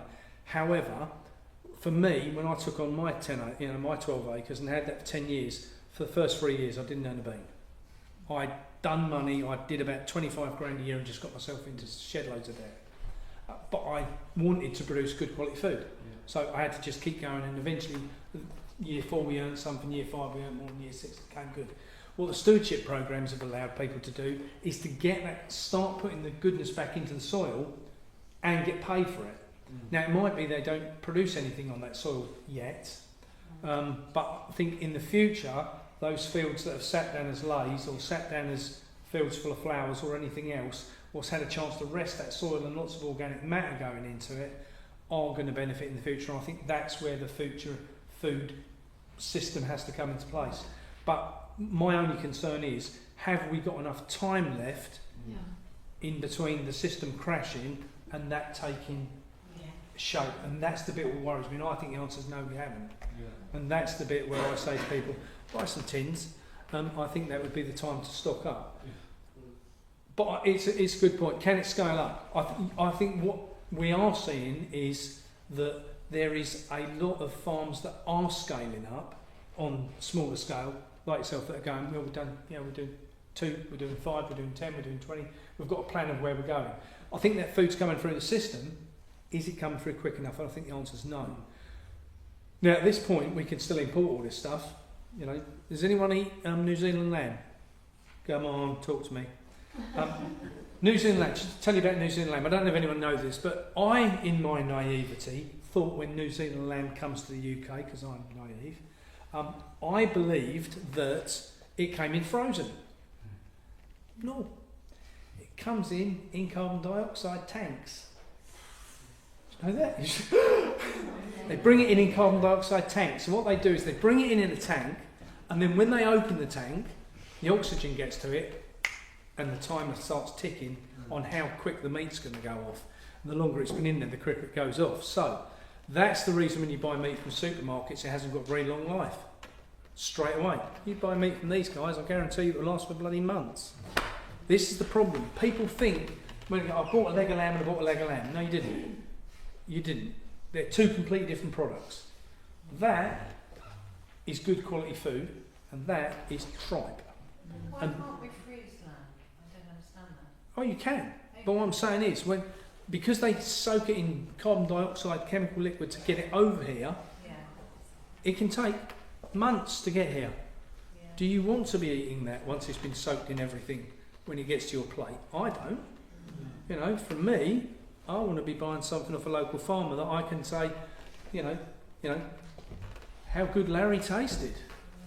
You know, because Larry was a good lamb and now he's on the plate. I want to know, you know, has it had any chemicals? I want to know the answers to the questions, and the only person who can give me that answer is the farmer who's produced it. And the supermarkets lie to you at every opportunity. They have all these beautiful farm names, you know, like Rose Cottage Farm. It doesn't even exist. It doesn't even exist. They're liars. Cool. I think we can say it, and I think what you said about the paramagnetic, that's alongside like C90 or the basically the 96 elements and minerals. I think if you create a periodic table in the soil, and electroculture and the soul, we actually create our own electro to oil field within this system, and the more you spread this and how other people connect with the basalt through what you say the chimney chambers, I think we are going to get to the point where we have more than abundance. And I think you'll find in an acre, we think, you know, you want to have to feed maybe 5 people, you're going to come to like 400 people. I agree. Of the electroculture. Yeah. I know they're using their own electronic systems, and for me, since COVID, it was about the tower systems that they implemented, which has obviously stopped all of those having issues. And I've seen growing like different plants. I've had issues myself, and I'm like, I know it's not just you know, it's not what the soil is. It's they're modifying the electromagnetic frequencies. Absolutely. Using the electroculture, we can completely override their systems. 100%. And it becomes like the pyramid systems. If we look all over the world, there's pyramids everywhere. Doing the same thing, they all linked electroculture style. And that's how we protect our grid. That's what I feel like what's happening. 100%. They're afraid because you're doing what you're doing and we're all doing what we're doing. It's happening. I've seen in Gloucester, there's no organic food. I'm fully organic. I know you know I don't agree with organic myself. I think it is a coin. But for me, it's like there's now a fully organic, biodynamic agriculture system, growing project in Gloucester, in my home city that I've lived my entire life. And I've come over to Stroud, I've been a part of a Stroud community agriculture, and I'm like, I just can't believe this is all actually happening. So it's definitely moving. I mean, you just can't deny it. We're coming back to community, and I think we're going to. That's the important bit. We're going to try and send money, because the reality is, I think the money buying all this stuff is pointless. If I can help people and we can all help each other provide, you know, internally, what's the point of money? There's no need for it. The electroculture The electroculture was something which blew my head, and it was all a bit woo-woo, and I was like, that's nonsense. And beautiful copywork. But when you start looking into it and you understand that the guy who first came up with the idea of who patented the towers and things, you know, the aerials and different things, in 1921, I think it was, Andy was saying, was it 1920 something, they had 1.2 million of these sold. This is not technology that is a bit wary-fairy. This is something that they only stopped it expanding by the Second World War starting, because they then had to go around and take everyone's aerials because they needed the metal for the war machine, right? Electroculture, if you haven't heard anything about this, honestly, there's people out there now, there's some guys which I'm working with that are mind-blowing in this stuff. You guys sat on a talk the other night, didn't you, with Andy, who's one of the guys who installed mine, and you know, he's now starting to go around the country doing different talks and things. So is he contactable? Yeah. Ask me at the end. And you were saying on the way here, he comes and stays down this direction, doesn't he? So he's down here in the summer some point, where he comes down and stays in some glamping unit locally. My suggestion is you get that man in a room and talk to him. I genuinely mean that. His knowledge, Andy Munro. So yeah, they're from Electroculture GB. The knowledge he's got about this, just to give you an idea of how you can be worried about certain things in life. Gloria will testify this. We installed an aerial on the farm. Antenna went up 6.2 metres, getting electricity. We had it installed 10 minutes, and we had a Black Hawk helicopter circling the farm. He was wondering why the chemicals couldn't penetrate the land, because I'm convinced with electroculture it stops the actual chemicals being able to disperse in the land as well. I think that's the reason why. One of the other things I did find out, and I don't know if anyone's come across the guy called Hans Gunten. Hans is a mind mess. Hans Gunten. Ask me at the end, I'll get it off my phone. Gunten. I just wonder, I watched a video that you did recently, I think so, over the last few days, about the injecting of animals, and there's been a lot of problems with that. Can you tell us a bit about that? Yeah, I think there's been miscarriages and massively. So what they've done in the past year is, obviously DEFRA has certain things which they will, and they get the vets to push this down. Certain drugs which will prescribe certain mineral licks which we can have, whatever it might be. And as a result, I think it was something like 1.8. Sheep would normally have 1.8 lambs, this particular farm was talking about, and this year he's only got 1.2 lambs. And that's come about as a result of whether that was birthing issues, stillborn, not getting pregnant to start with, so they've got all sorts of issues going on. and they've now started, and Roger's one of the people who's looking at this, and he's been looking into the fact that is it the food, or is it the injections, or is it the mineral licks? And for those who don't know what the outcome was, the mineral licks, what were issued this year through people like Mole Valley and people like that, was a new one what came on the market, and it was 100% the licks. And people are going, oh, didn't know that, right? They get us at every opportunity they can. And so, I don't know. It's more that what wasn't in it, because obviously you give your mineral lick to your animals going, so every time it licks it, it gets minerals. So what you're looking for is them to have more minerals, so you give them the minerals. And they weren't getting it, and loads were aborting and loads of issues. That's what I say with the soil. If you mineralise the soil, the cows eat grass. Absolutely. They can just eat grass in abundance. The importance in all of this is the nutrition of the soil. You know, and we need to look at things like, you know, whether it's the bio, whether that's the minerals. Selenium is one of the biggest things what's missing from our soil now, which used to be there, and it's something you can add quite easily. And the B12 one, there's a mineral, I can't remember what it's called. It's a blue mineral, but it's missed. Right. It creates a vitamin B12 in the soil. Right. I can't remember what it's called off the top of my head. That's why even people that eat meat are B12 deficient, isn't it? Yeah. Well, yeah. So there's all these things going on. Any other questions? Your electrical pole, does it connect to wires into the ground? Yeah, so we had the chimney pot ones what we installed, then we installed the antenna. The antenna 6.2 metres tall, and that comes down to a wire to the ground which runs along the front of all the beds, and that goes on the north end, and then all your wires run through and they go under your beds. I've not tried this yet. Really easy to install. Is there a video series we put them online to get more information? Yeah, and so if anyone wants to be added to the WhatsApp group for the electroculture guys, give me a number at the end and I'll get you all added, and then contact the guys on there, because there's so many people now. You know, I think they went over 100 people the other day on that group. All people like small farmers and allotmenteers and people who just want to know a lot more about this stuff. So they sell the kit. It's not something they do for nothing, don't get me wrong, but there's a lot of information what you can do, a lot of the stuff yourself, and you can buy the kit and install it pretty easily these days, I have to say. That's their next step to all of this. Question back here. In your view, is regenerative possibly a dangerous word in terms of it becoming greenwashing? Yes. Yeah. Supermarkets have jumped on it already, haven't they? Absolutely. Yeah. We'll talk about washing especially. Did anyone see my video I did about vegetable washing? I did a flippant conversation so I was doing an interview outside my shop and with Richard Vobes, and I said about vegetable washing. And I wasn't talking about with a bucket of water. So for those who do supermarkets especially, they're very guilty of this, and they will do anything to sell products, remember that. So they buy in stuff from, let's say, lamb, let's say from New Zealand, bring it in, package it as English, and sell it on their shelves, right? And that is illegal, right? And I brought it to their attention.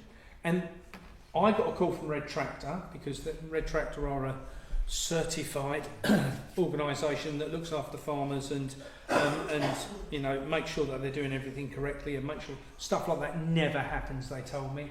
And I brought it to their attention and they threatened me with legal action.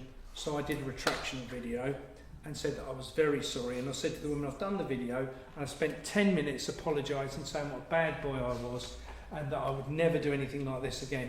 And then right at the very end of the video I added one line. But of course, if you know anything like this is going on the farm you work on or a pack house where you work, just let me know.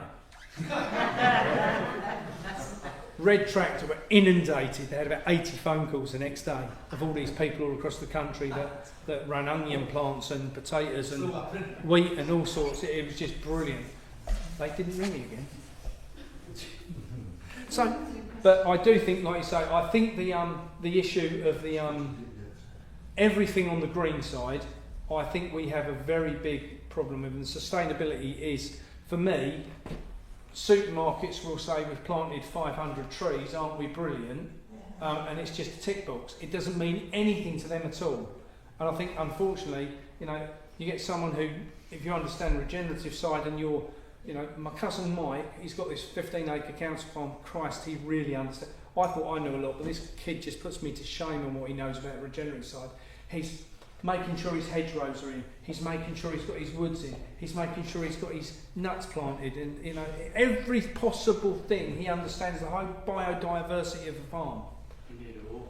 You need it all, exactly. And I think, unfortunately, supermarkets are really good at selling people the dream to get what they want out of it. And all they want out of it's Tesco, £6.4 billion this year, was it? You look today, didn't you? Some outrageous amounts of profits. That only comes as a direct result of us giving them their money. Just stop giving us it, young lady. That was just me doing my hair.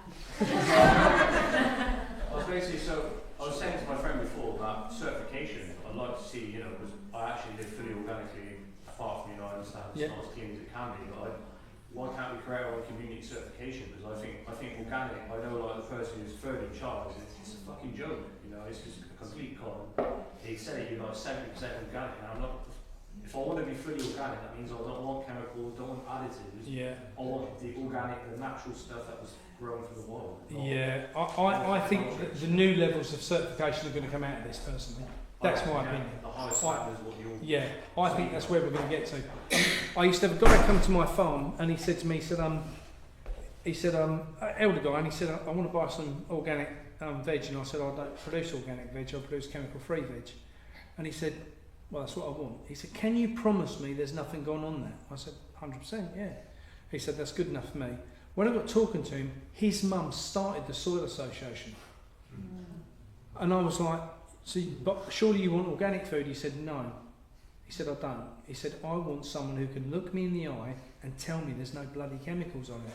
He said, the problem is, he said, for me, the certification isn't worth the paper it's now written on. I know there's one particular farm near us, they have a 5-acre field, what is 100% organic. It gets tested every year. They've got thousands of acres, what they grow veg on, and it all gets sold through that 5 acres. And that is absolute nonsense and shouldn't be allowed. And this is what we're up against, you know. And that goes into the supermarket chain. And Lord, whoever who owns this farm, I won't name him, but it's in Thetford. You can look for yourself. They're all in on it, the whole lot of them, and they don't care. The paperwork it's just. Did it come from that farm? Yes. Is that farm got organic status? Yes. Tick. Well, I've noticed that, you know, when you say organic, you can get a load of organic liquid nutrients and then just put that all over your soil. I'm like, that's not really organic. For me, what you said, your grandfather, compost teas, I would be all in end with, you know what I mean? Yeah. I think the unfortunate thing is we've forgotten. We've just forgotten. And we don't practice that anymore. And that's what we need to get back to. And also, we've had so much indoctrination mentally, haven't we? People overbuy stuff. Like, so we talk about how much food there is in supermarkets. Probably 50% that gets thrown away, either by the supermarket or by people that buy it that don't eat it. And as soon as the food system does that, like you say, there will be people buying everything because they're worried about going hungry, so they'll make sure that other people do starve. Absolutely. They'll just look after themselves. One thing I love about supermarkets is they've got this aisle, right? They've got this one aisle and it's called the healthy food section. What's the rest of it? Go on, young man. I have a very different experience of certification to you. We've farmed organically for nigh on 50 years. Wow. We've been certified for all but a few years after that when we were not farming. And we got a spot inspection 6 weeks ago because they had spotted that in our farm garden area where we grow vegetables for 15 families, we had half a bag of non-organic compost. And they picked that up through the inspection that happened on our 120 acres of grassland, beef, lamb, firewood and so on. So I think the certification business does have teeth. I'm not saying that it doesn't need to have more teeth. And I think there are better ways of doing certification than we currently do it. But I think it's really important so that we don't go down this thing, well, it's all the con, so I'm not going to take any. That's really important. Yeah, but I think that goes to prove how difficult it is for your side just to keep up with that as well. Like you say, over half a bag of compost, and when you take that over an entire 100 and odd acres, you know, you're not talking about a handful every flipping field. It's just, and that's where my gripe lies with it. You know, is there has to be a balance in between. I get that, and like so, from me, I'm like you. I want to be outside of the system, but there needs to be a lot more honesty in the food system, and that's one of the things we're missing at the moment. Yeah. You know, really, really missing. Any other questions? Go on. You mentioned you had some seeds that doesn't work. Is that because they've been stored differently, or? I'll quickly cover seeds. So, one of the things which I noticed, and coming back to the guy Hans Gunton, what I was going to talk about, give me 2 minutes, please. One of the things which I rang Hans about this year and said to him, Hans, I've got to ask this question. There's a lot of stuff coming down from above at this point in time, and heavily in that is aluminium. Yeah. How do we, as farmers, deal with that? And he said, okay. I said, because I've heard that organic land can deal with that aluminium and traditional land can't. And he said 100%. He said, so how it works is when you've got dead soil with no goodness in it and no natural bacteria and no bio, no organic matter, crap comes down from above, lands on the field, and as a result of that it sits on the top and sinks in and just sits there and kills the soil more and more and more. If you've got good quality organic soil, it eats the aluminium. I'm going to paraphrase this, but it eats the aluminium. What eats the aluminium? Sorry? What eats the aluminium? So the microbes, and it then turns it into a type of aluminium that the plant can absorb. So rather than going from a solid metal into how it can absorb it. So he said, if you've got really good, nutritionally dense organic soil, it will deal with all the aluminium you throw at it. He said the problem is across 90% of the country, the soil's dead, so it's just piling up. That is another thing which is definitely adding to the sheep, and not just the sheep, the cattle, and anything at all, not giving birth properly, I think. Just to expand on that, last year I had a conversation with a guy to drill a borehole on our farm, and we were discussing, he's been doing it for about 4 years. He was talking about filtering the water. He'd do a sample once he's drilled the hole, send it off to a lab, get it tested to work out what filtration we will need. Been there. He said, the thing I seem to be finding all the time at the moment is aluminium. And he said, I haven't been finding it up until about 5-6 years ago. So he checked with his labs to see if they had changed anything. He said they're doing exactly the same tests. And all the other people in his industry who spoke to them, they all noticed the same thing. Aluminium level seems to be the higher thing that they need to filter. Yeah. And we know where it's coming from. That's the thing. Yeah. You know, but if again, organic farmers can deal with this. They can get rid of it. It's not an issue. It ain't going to end up in the food because the plants can absorb it properly. The problem is if you've got dead pasture and you've got aluminium going onto it, the animals eat the aluminium. And this is the problem we're up against. Now, bear in mind that this year, our mate Billy Boy Gates bought out a range of aluminium-resistant seeds. So they'll grow in dead aluminium soil. Isn't that good of him? Any other questions? Because I'm conscious it's very late in the day. I'm thinking that later, but I know you do like a hub and a website. Yep. Food hub kind of stuff. Is there any scope or benefit to think of, from my point of view, if there was like a subscription thing where if I knew I was paying something straight to the farmer every month, they get that. Because I know there's a lot of, in the short term, there's a need for farmers to feel trusted with us and them. Is that something that's talked about? Some farmers are doing it. Some farmers you can buy a cow up front. A load of you get together and buy the cow up front when the farmers produce the cow. It's already you've paid the farmer up front for. There's loads of different schemes out.